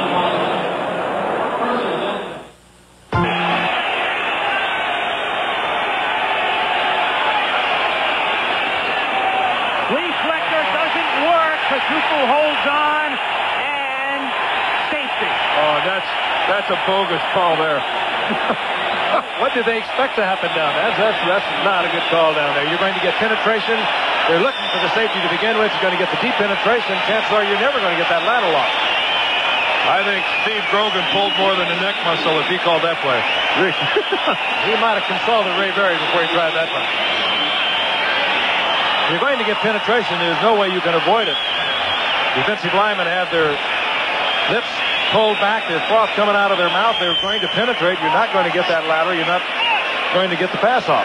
You look at that and wonder why Tatupu didn't flip it back. The reason was Bob Crable was standing right beside Tony Eason. So Tatupu had no chance other than to eat the football and try to get out of the end zone. But yeah, Tatupu, by not flipping it back, saved 5 points. That's the man who calls most of them. Whether or not he had an assist on that is hard to tell. They've credited it to Marty Lyons. There he is. 2 points. Coming back from double shoulder surgery in the offseason. So it's 29-10. Jets on top. That beat up Jet defense last year, and we've touched on it tonight. Klecko's still out. Mills still out. Baldwin out. And Lyons after double shoulder surgery in. And doing the job. And on the scoreboard for the first time in his career. Doing the job. They're dominating. Patriots ought to consider moving Andre Tippett into the offensive backfield. He's been the only man to advance the football for them tonight. Camarillo's free kick travels 50 yards and is run back to the 41-yard line by Townsend. At halftime, when we were talking to Gene Upshaw, he indicated at one point that there was somebody who could step in and help settle the dispute. And we further checked with Upshaw, and his quote is, "The individual is someone in authority. He knows who he is. Hopefully we will be able to tell you something tomorrow." That is Upshaw's quote. Well, it's probably not Secretary of State Schultz. He's been busy. It'll be very interesting. O'Brien from the 43-yard line. And across the 50 goes Johnny Hector. Watch the lead blocking here at the point of attack. Ted Banker, the off guard, pulls through the hole. Again, Cleaver in motion. But Roger Vick, look at him come into Andre Tippett, seals him to the outside. And if Johnny Hector doesn't trip over the top of Ted Banker, he's going to get at least another 10 yards. There he is, the intermediary, right there. He'll settle it all. He can do it. He knows who he is. Not sure about that. Maybe a fan of white. First down from the 46. And it's Hector to the 45 for a gain of 1. Second down and 9. It could turn into a good game show, couldn't it? Who is the one? You know, I mentioned before, as you look at the second half possessions for the New York Jets resulting in 3 touchdowns. Recent strike history. Baseball strike 72. Beginning of the year lasted about a week and a half. Baseball strike 81, a third of the season. Football strike 82, 8 weeks. But the baseball strike in 85, 1 day. Through the middle goes Hector. And I don't mean to tie this into anything that we know, but you guys recall in 85 when the baseball players walked, it was at the height of acrimony, and that one looked like it was going to wipe out the season. The next thing you know, they're playing in 24 hours. Could have a whole lot to do with the increasing number of zeros that are involved in every such action on both parts. We've already talked about a 7 game strike, what it would mean to Jim Kelly at Buffalo. We're not just picking him out, but it would mean over $600,000 to him. Or what about Bill Sullivan, the owner of the Patriots, in economic problems? Will he be forced to sell his ball club? Some of the Patriot players think so. Joe Robbie with his new stadium. 3rd and 8. Johnny Hector makes the catch, and he stopped at the 41-yard line. Endless economic carryovers from a strike, as there always is in a strike. The people who work at the stadium, parking attendants, everyone involved. Not to mention mortgages, part of the players, wives who have big plans for Christmas. You've been there, Dan. It gets a little antsy. It does get a little antsy, but I think the players and management have to be realistic. The fans really don't give a hoot about all that. Well, they learned that in '82. They found out a lot of things to do in the fall. Fans are bored to tears with this. Jennings into the end zone.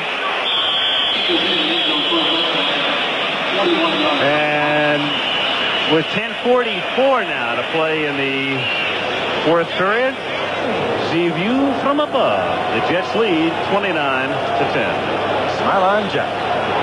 Final game of the 2nd week. Frank, what's your feeling as to how long the strike will last?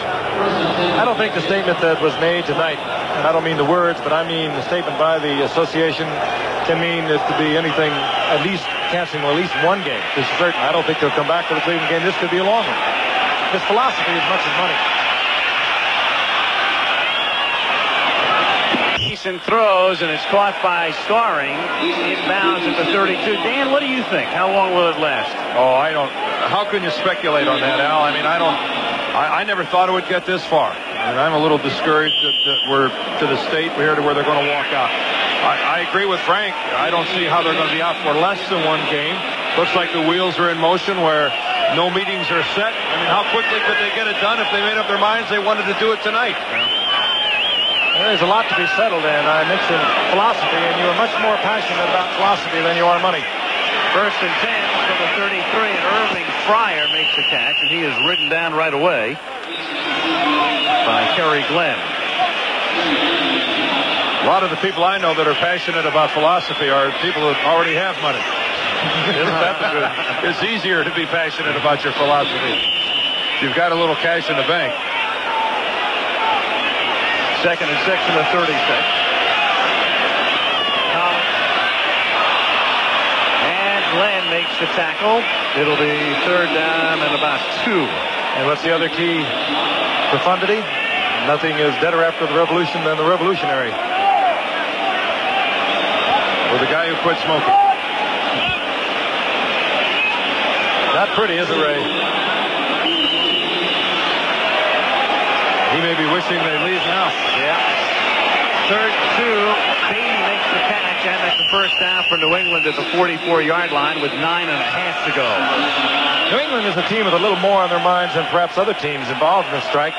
We've been told by one of the officials that there is a lot of concern on the part of the players about the economic problems of Billy Sullivan, and many of the veteran players are very close to Bill Sullivan, who is going to be put in a tremendous bind and might be forced to sell his ball club. From the 45, it's Beatty, and he takes it to the 46. In fact, the potential sale was being held up because of the possibility that the Sullivan family felt existed that the team would conceivably be moved. And that's one thing they want to avoid. That's one thing they want to stop. 2nd down and 1 from the 46-yard line. It's tipped and it's incomplete. Intended for Collins. And it'll be 3rd down and 1.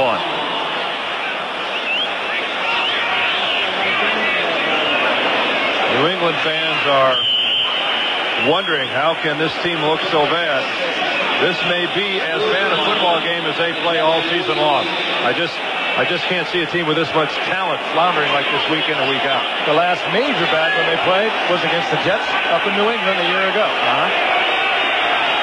Jets were ripped up then, too, and they came up and destroyed them. 3rd and 1. And Tutupu takes it down to the 39-yard line.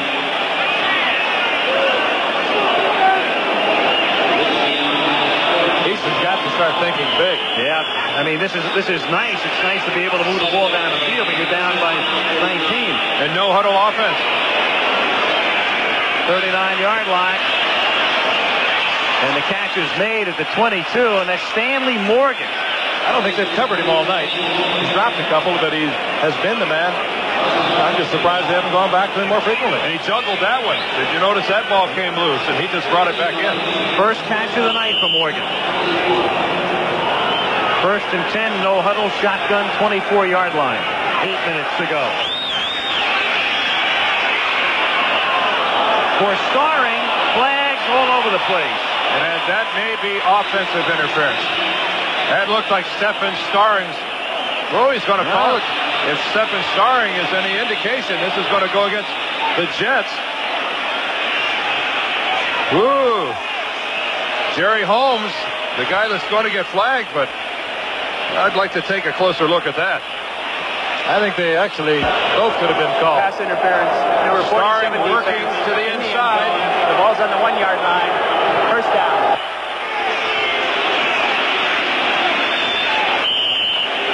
Boy, I'm missing that one. That's tough. Unless he called him for having that hand, trying to keep Starring away with his hand, but it was very minimal.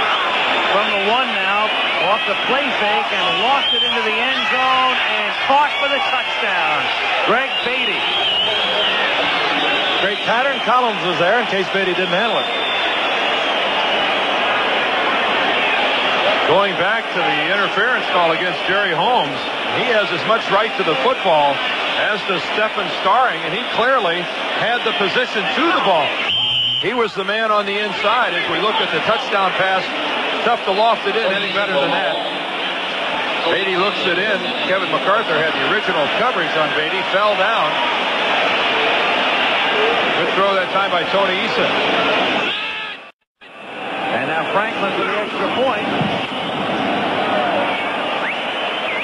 And New England tries to climb back in it. 29-17. Take a look at the interference call again. Jerry Holmes on the outside. Very close call. Holmes knows that Starring would have to fight through him to get to the ball. He has every right to do that. The only thing they might have called would be that hand preventing him from fighting to the ball. 29-17. Jets. First zone is back to take it at the 10-yard line. As the Jets were set up to protect against the possible onside kick. And Zone takes it back out to the 25.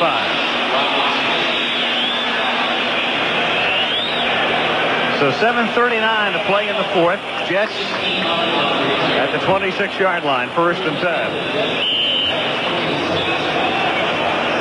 Ken O'Brien, much like the Jets, this season paralleled the team as a whole last year. A lot of questions about O'Brien. Who is the real Ken O'Brien during the offseason? And Joe Walton, thus far, likes the answer through the first 2 games of the season. Hector for 3. We go back to the prior year, 85. Ken O'Brien led the National Football League in passing, was a Pro Bowl player. To 11 games of a year ago, he was leading the NFL once again, and then everything came unglued, primarily because of the injuries, not only to the offensive line, but to the defense. But it had to hurt him, and O'Brien struggled through those final 5 games, all losers, and then was set down for Pat Ryan in the playoffs. Second and 7.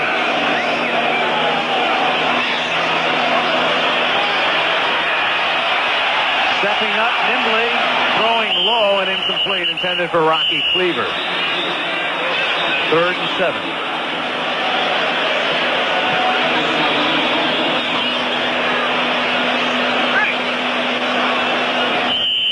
Giant Stadium. Isn't it ironic, as Frank mentioned at the very top of the show, 5 years ago, Monday night game, right here, Green Bay against the Giants, and the lights went out for 8 weeks.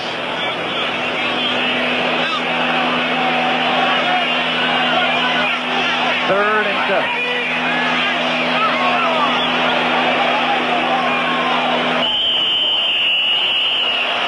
And flags on the play before the snap. That had to be someone in the offensive line moving, I would imagine. False start prior to the snap. Number 63 offense, still third down. Ted Banker runs up a debit.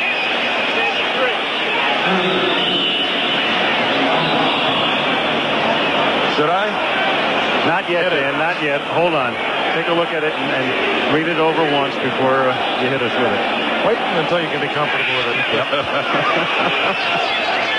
Third down and 7. I may not get to do it for a while. 37 from the 25.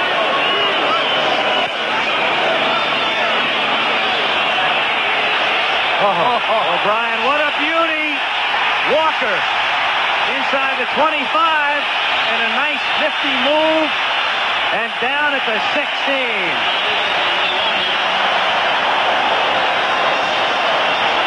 Appalachian blown defenses. He was all out there by his lonesome.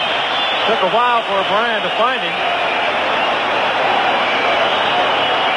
This is a new definition of being open. Right now, no one was within 15 yards of Wesley Walker. He looked like he came out of the tunnel at the far end. Looks like the hidden man coming off the sideline. From behind Kenny O'Brien, look at what he sees. There's Wesley Walker. The closest man, Rod McSwain, is a good 15 yards behind when the ball is thrown. And that is a very, very big play, because that was a 3rd and 7. And if that's an incompletion, they punt and New England gets the ball back.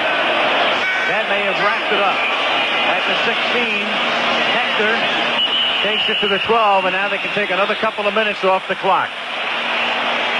60 yards on the play. 5.5 to go. O'Brien 19 to 25 for 314 yards. Steve Hurt would love to say the key thing in passing is yardage per attempt. Right. That's over 12 yards an attempt. And if you're in the 8s, that's terrific. He's at 12 tonight, and there are the figures.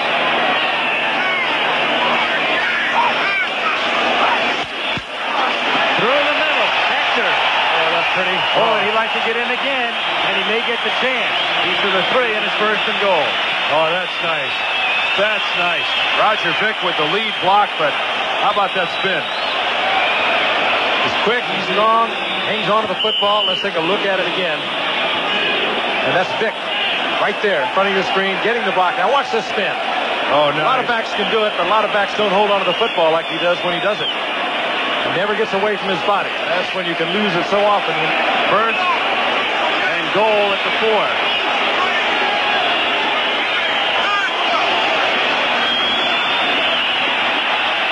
Can he get in again? No, just short. Mickey Schuler leading the way. That's the other side of him, Dan. He's powerful. And Joe Walton, you know him well, Frank. He's such a player's coach. And when I mean a player's coach, a guy that likes his players to like him. He talked about what nice people he had on his football team. And why do you think that he's going to give the ball to Johnny Hector again? He'd like him to get in. Sure.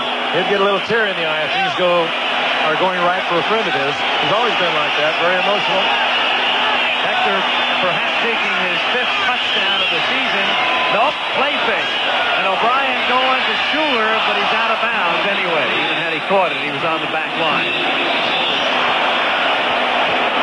Totally 3rd down. So he's not as nice a guy as I thought he was. Even better, he doesn't like Johnny Hector. He's still got another chance. Johnny Hector. Wants to spread the wealth. Well, it's midnight. Clock has struck midnight in more ways than one. I thought O'Brien was leaving. Yeah.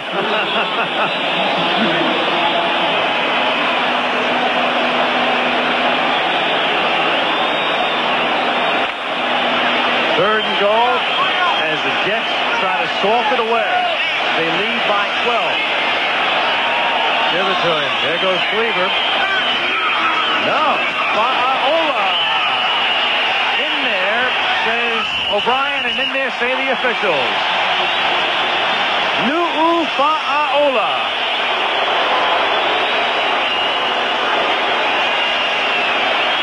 Give us his real name again, Al. Yeah, right. Number 1. That's nice. The embrace of Johnny Hector. He set it up. But on his own, Raiola hit 2 yards from the goal line. Legs it in, stretches it out. Balls across the goal line. Well, that makeshift line is working once again. Alexander out from right guard to right tackle. Fields from center to right guard. Bingham, good backup offensive lineman who perhaps plays center better than anywhere else, and they have worked well tonight. A little signal there for all of his buddies in Hawaii. 36-17. And at the stroke of midnight, let's pause 5 seconds to allow our local stations to identify themselves.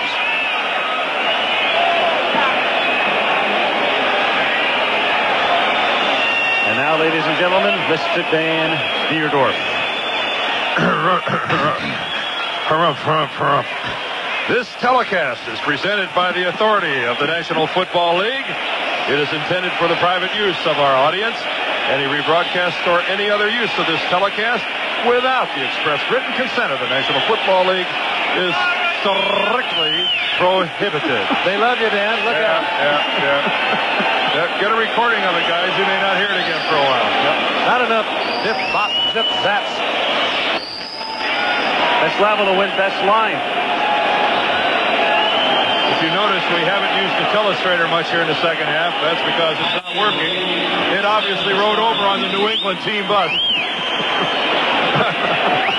Nothing that was on that bus was working. You don't think we buy these things, do you? Crazy Eddie's best. Ray Berry and his team go home after the game, and then they're going to meet tomorrow in the end zone, starring Downey at Bear. 36-17, the Jets. So the Jets are on their way to being 2-0 for what that's worth at this particular point. And again, if and when they're due to resume play in some form a week from Sunday. Jets trying to do something they haven't done in 9 years. And strangely enough, you talk about parity, only 4 teams would be 2-0 after tonight. 4 out of 28.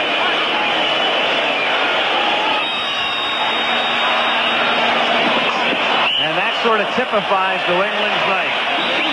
Collins. Keith Jackson were here, he'd say he heard hoofbeats. And his own heartbeat. And Keith would be exactly right. Those are the scheduled games. Jets of Pittsburgh. Just 0-9 against the Steelers. Well, maybe they planned the strike. They don't want to go there. Second and 10 at the 20.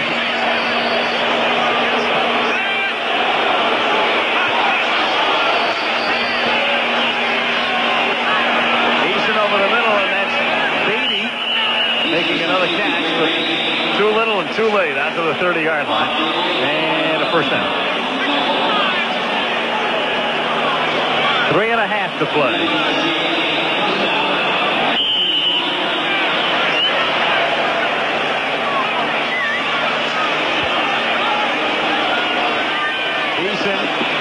And that's Morgan. Stanley makes the catch, stops the clock out at the 42-yard line. There it is. No TDs in the first half, and then the Jets explode in the third period and lead it by 19. Al, you talked about the teams that are 2-0, and there are only 4 of them after tonight in the NFL. You wonder what their feelings are going to be if they have to sit home, watch their replacements go out and lose 2 or 3 games. How'd you like to be 2-0 when you left and 2-3 or 2-4 when you came back? First and 10 from the 43-yard line.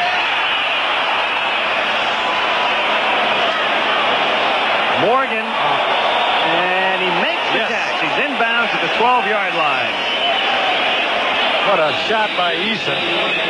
He has got the strong arm. There's no question about that whatsoever. He put that one on a string.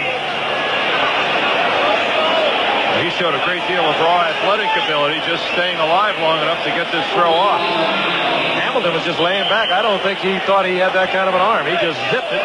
Hamilton was laying off his man, just kind of coasting, and there was so much on it he couldn't get back to the receiver. With that long reception, Stanley Morgan's probably going to approach a 100-yard night tonight. Yep. And that's going to be very deceiving. But isn't it? That's a 45-yard pickup at the 12, first and 10.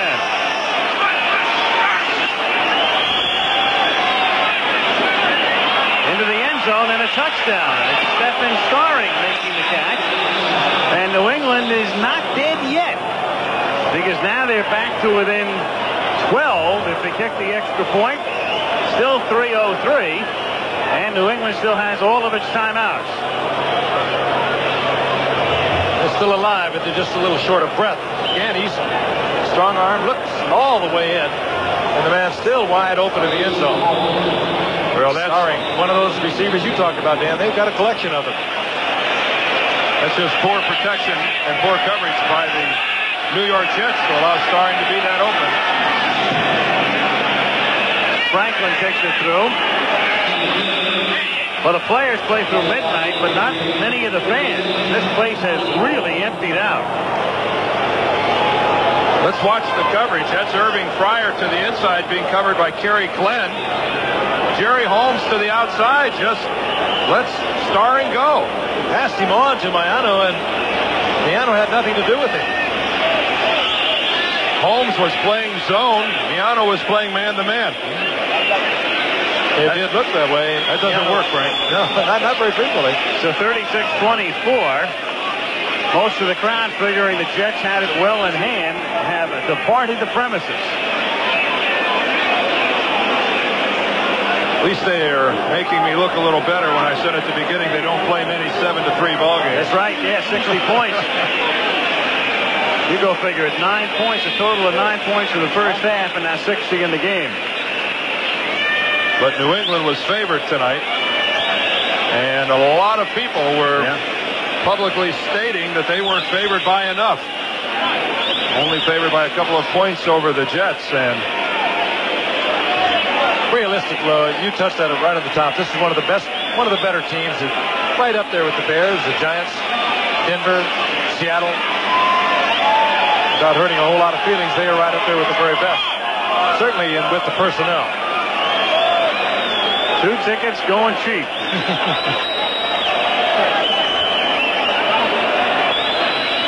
I get the feeling plenty of good seats will be available. And you smell a onside kick here, Dan? yeah, very deceptive lineup there. With Franklin, you don't know what he's going to do.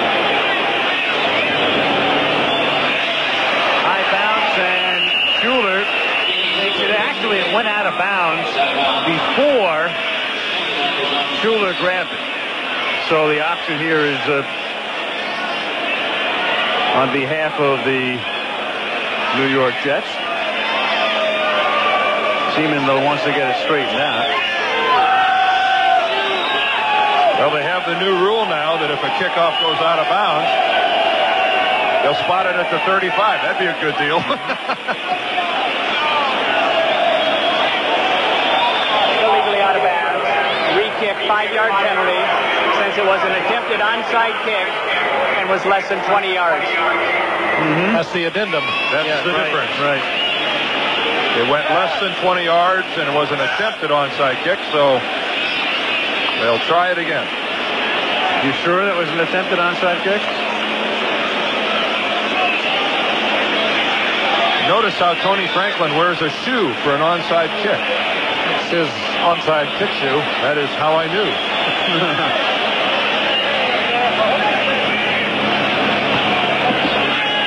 They get the good hands people lined up on the near side of the Jets. High bouncer. That's almost a replay there. You're going to have a safety here in a moment.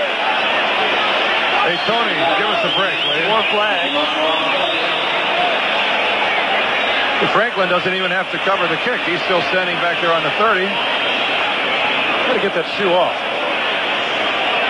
And actually, he's coming awfully close to doing it perfect. All right, Terry. That was a the second onside kick, consecutive kick, illegally out of bounds. By rule, the receiving team will get the ball where it went out of bounds. First down. Okay, that's the second asterisk. Well, that's pretty much descriptive of the way things have gone for the Patriots tonight on the 46-yard line and pro football. In the red zone is where the Jets get the football. The Patriots are going to have to take their timeouts on defense.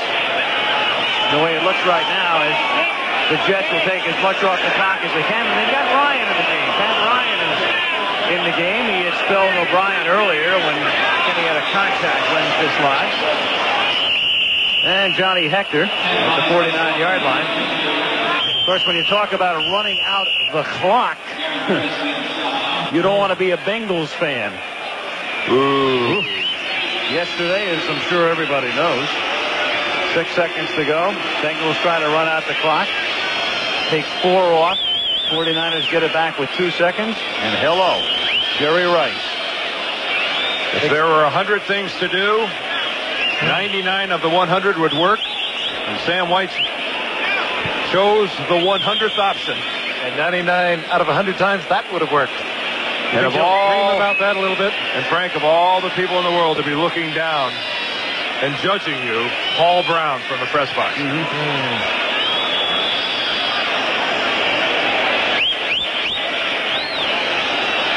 One of the reasons that it was a little easier for Ken O'Brien to be set down last year was Pat Ryan, who is a dear friend of his, who replaced him. They were very close. They spent a lot of time together with their wives.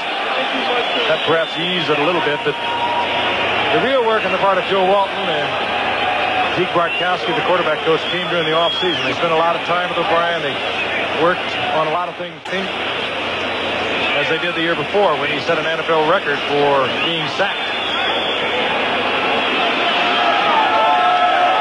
I'm not going to say what's in your mind, Dan.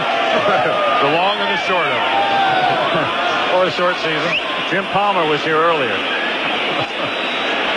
Those were a little longer. You'd find them on a golf course. Second and 12. The Patriots taking that last time out, so they have 2 remaining and 2:47 to go in the fourth. Jets have the ball and they lead by a dozen. And they're going to put it up. Ryan looking for Toon, and Toon, you talk about interference. And that pass was way underthrown, and Bowman didn't even look for the ball. Ryan's first pass attempt. He's been sitting on the bench watching all this. But that was a pass interference. That's mayhem. Well, he didn't see the end of that either because Garen Barris committed a little mayhem. Pass interference, number 28 defense. First down. Some countries of the world, they'll put you in jail for this. That's Bowman coming right back into tune. More times in this league, Dan, would that be perfectly legal? He did take a shot from Barris. That's playing the man instead of the ball. Bowman finding his way to the injured Roland James, and the Jets now trying to take some more time off the clock. Roger Vick, 2.5 to go. And the Patriots are forced again to spend another timeout. Hey, at this point in the game, when you start thinking about tiebreakers, points against being one of them somewhere. I'm just thinking about no overtime. You're not going to get overtime. Well, let's see. Tonight on a Nightline, the latest from the Persian Gulf, where today a U.S. helicopter fired on an Iranian landing craft thought to be laying mines off the coast of Bahrain. That's tonight, following your late local news on Nightline. Wouldn't you love to get Ted Koppel in between Upshaw and Donlan?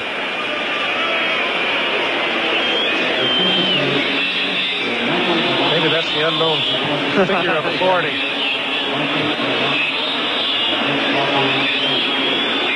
That is an interesting scenario. I'm working that out, and yeah, I can see that.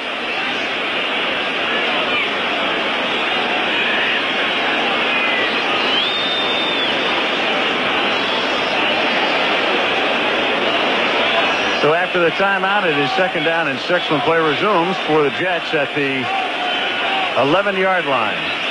It's amazing. You know, the strikes and all of the off-field action, the arbitrators ruling today. And how about getting a mandate from a court, as Brian Bosworth did, so he could wear number 44 instead of 55. That doesn't do a lot for me. Oh, man. Does not move me either. No. Our courts don't have enough to handle, do they? From the 11. Down to the 7-yard line. Good question. How do you get that on the calendar? I don't know. It's a great question. Well, his agent contended it would hurt him economically because of his endorsements and such. I guess he has a corporation that has the number 44, like Boz 44 Inc. or something along those lines. You mean that really doesn't move you, Dan? No, it doesn't move me at all.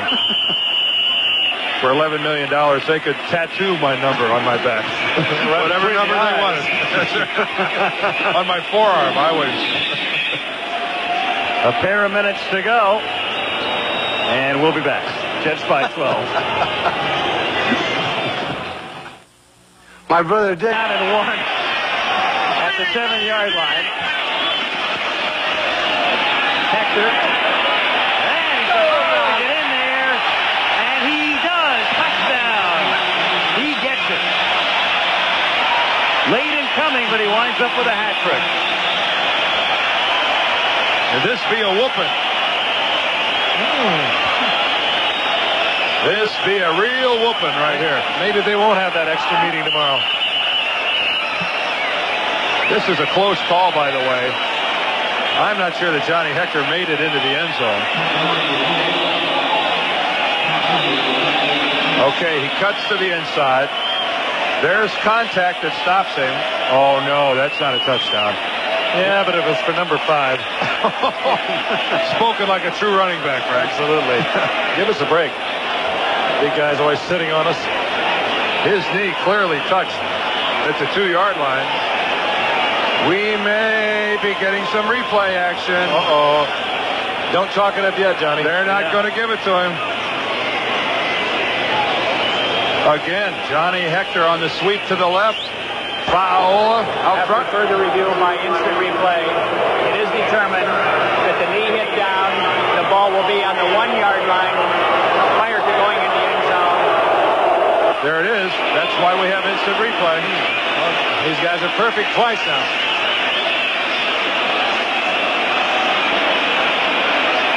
Jack Reeder is the man. There it is from the reverse angle, and a better look at it here. Knee down, ball not over. Peter Abitanti, the communicator, and has worked successfully twice tonight. They come back with him. They got him in there. There he is. So he'll get another chance here. He's got 1:54 to play. One thing I want to do quickly here. Jim Sweeney, the left tackle of the Jets, asked me to say hello to his dad, who's recovering from some surgery. Just got out of the hospital, got home to watch tonight's ball game. He's got to be pleased the way the Jets offensive line has controlled things this evening. So hello to Mr. Sweeney back in Pittsburgh. What a nice guy. Can I say hello to my new granddaughter? Yeah. She's asking for me. Send money. There's Jim Sweeney. Had shoulder surgery in the offseason, didn't he, Dan? Sure did. He and Ted Banker both. Joe Walton wants to find out what down it is here. It's always good to know. Yeah, helps. The Chains have 4th down. The scoreboard has 1st. Yeah. A modest discrepancy. And it is a 1st down. First and goal. Okay.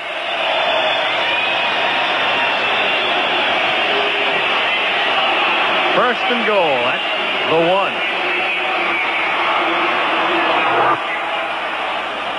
Should we speculate on Johnny Hector?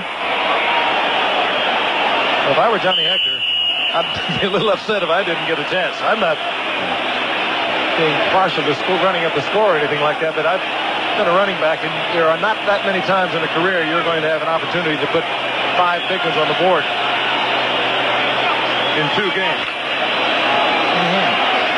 Well, I mean, to get off to this kind of a start. He's the odds-on favorite. He's got Ola in the backfield with him. And they give us a new boost. And he stopped at the 1. Joe's got something for Hawaiians.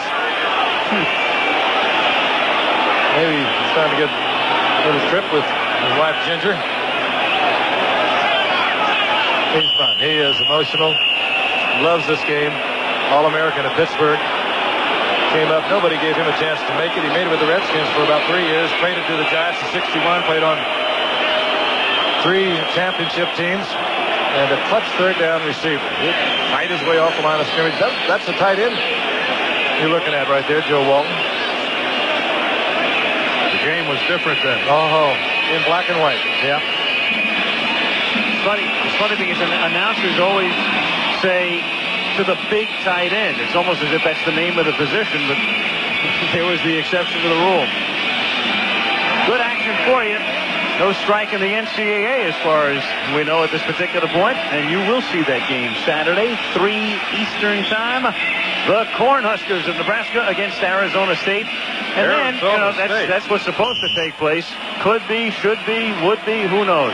Denver Cleveland is on the schedule.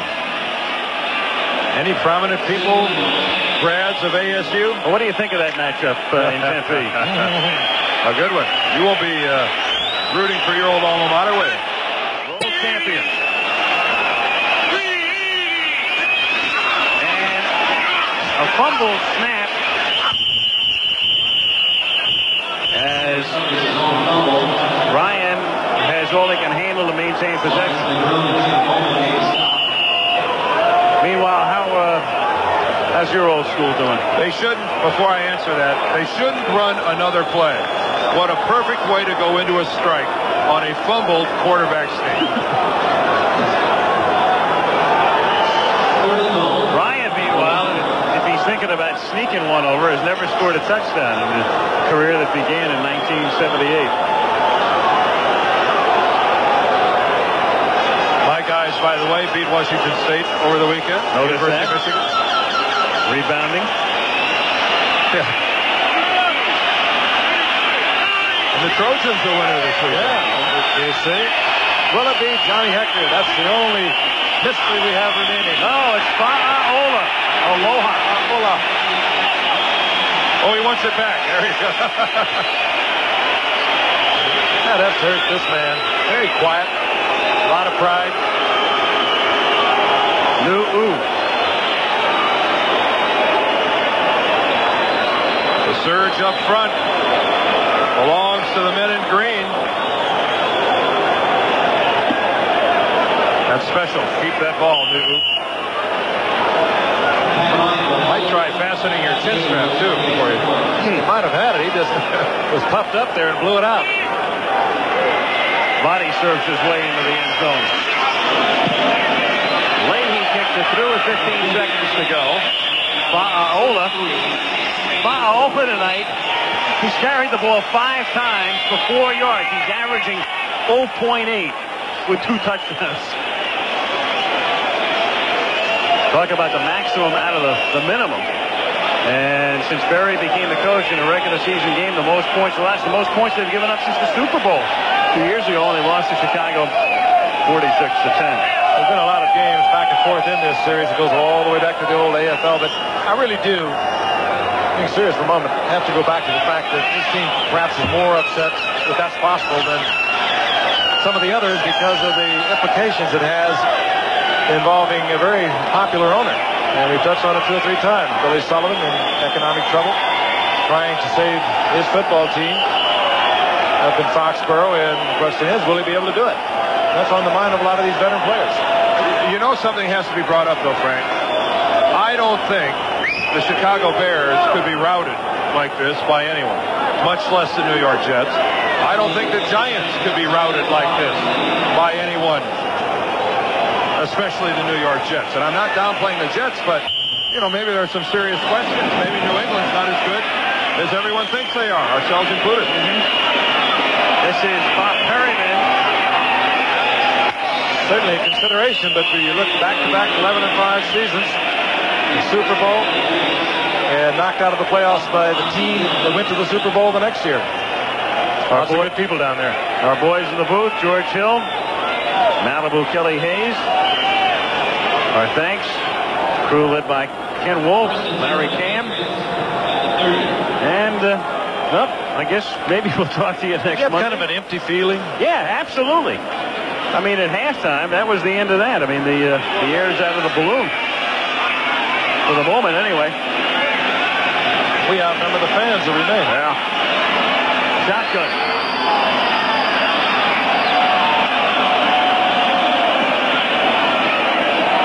And, well, that's the appropriate way for this game then. Forget a fumble quarterback snap. That's the way it started. Through Morgan's hands. Symbolizing the New England night. Unfortunately, it didn't end. We've got to do it once more with feeling. Too bad the timekeeper from New England isn't here. This game will be over. Just going to say. 2 seconds ago. He's out driving the snowplow. From the 30. Watch it and savor it, folks. It might be the last play we'll see for a while. Gonzo, that's it. End of week 2. End of the season for the moment. 43-24. The Jets win it. So the Jets are 2-0, and New England is 1-1. And it's Al Michaels, Frank Gifford, Dan Dierdorf saying goodnight from Giant Stadium in East Rutherford, New Jersey. This ABC Sports exclusive has been brought to you by Michelob.